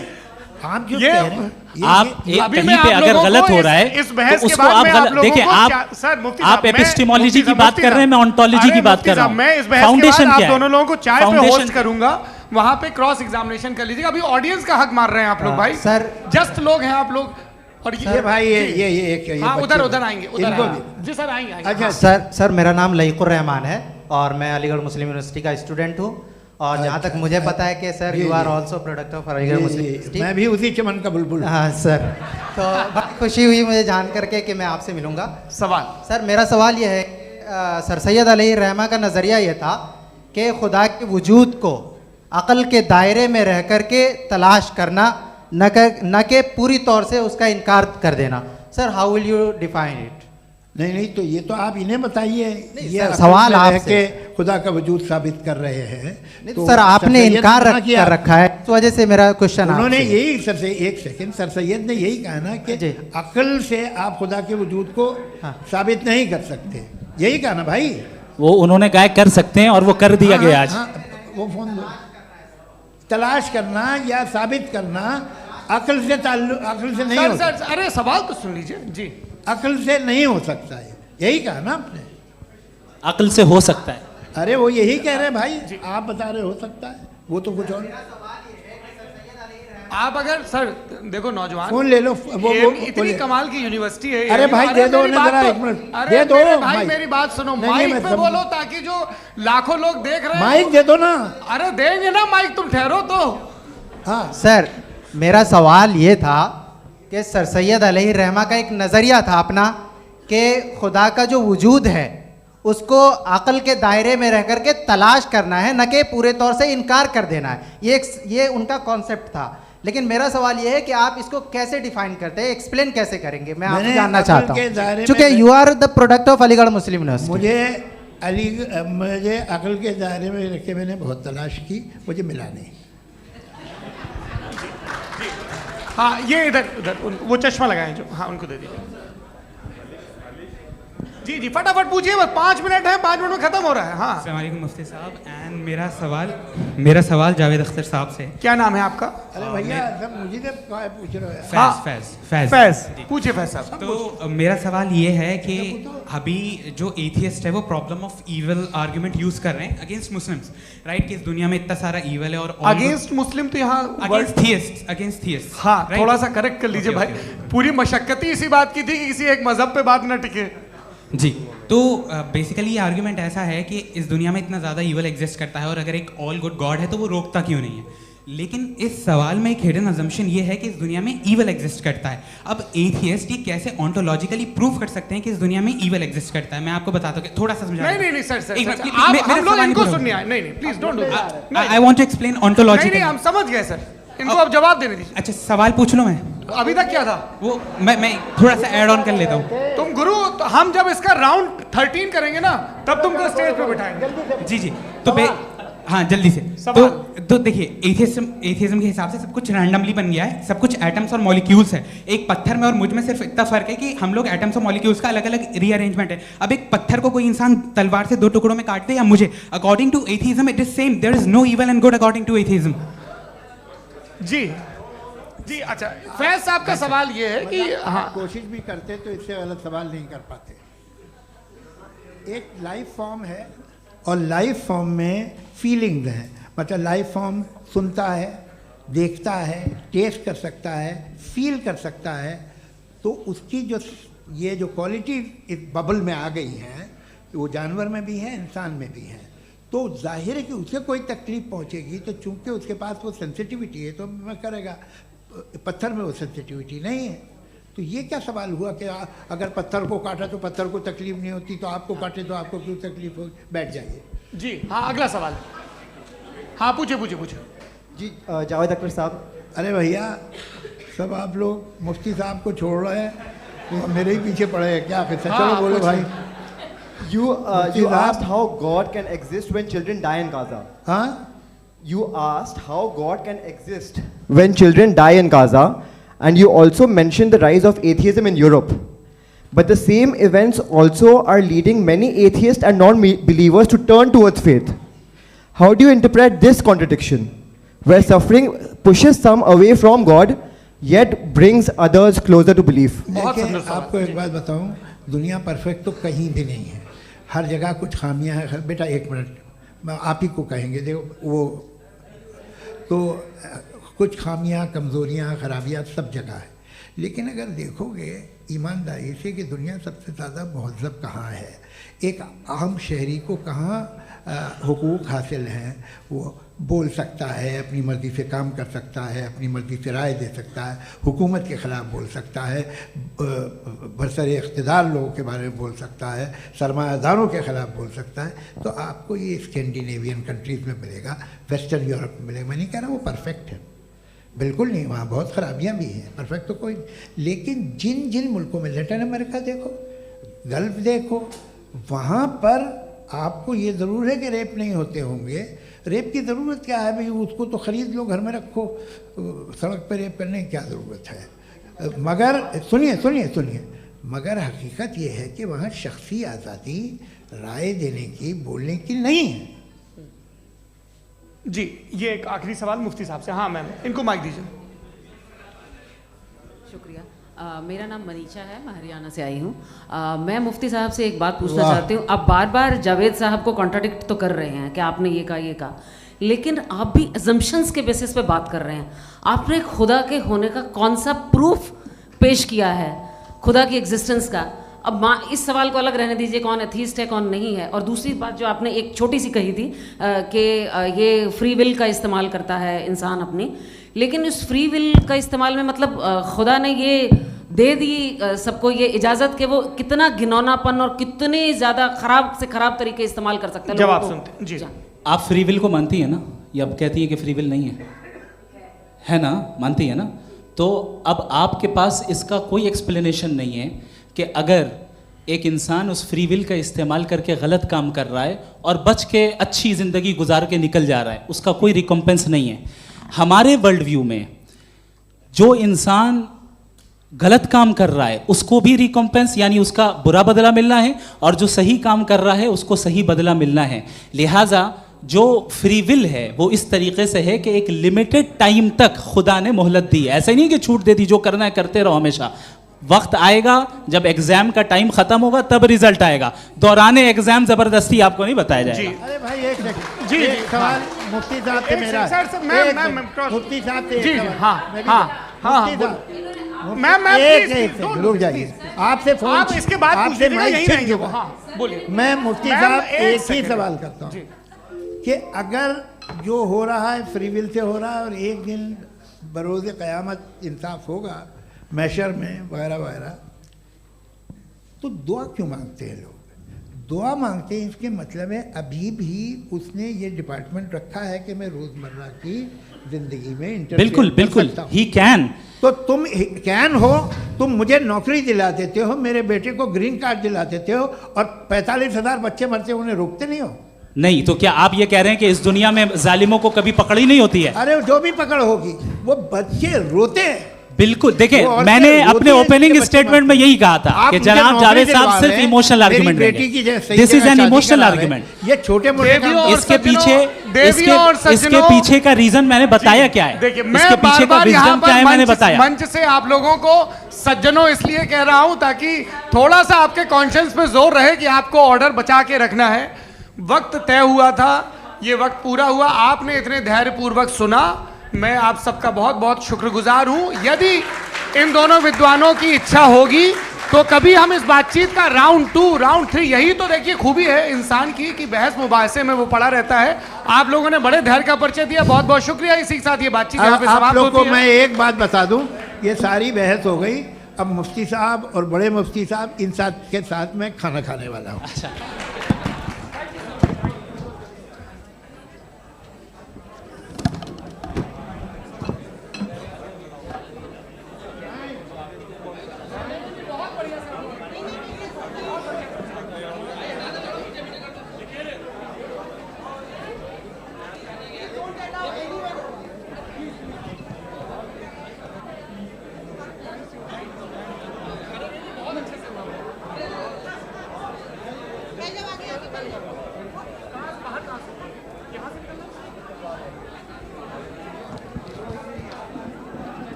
है।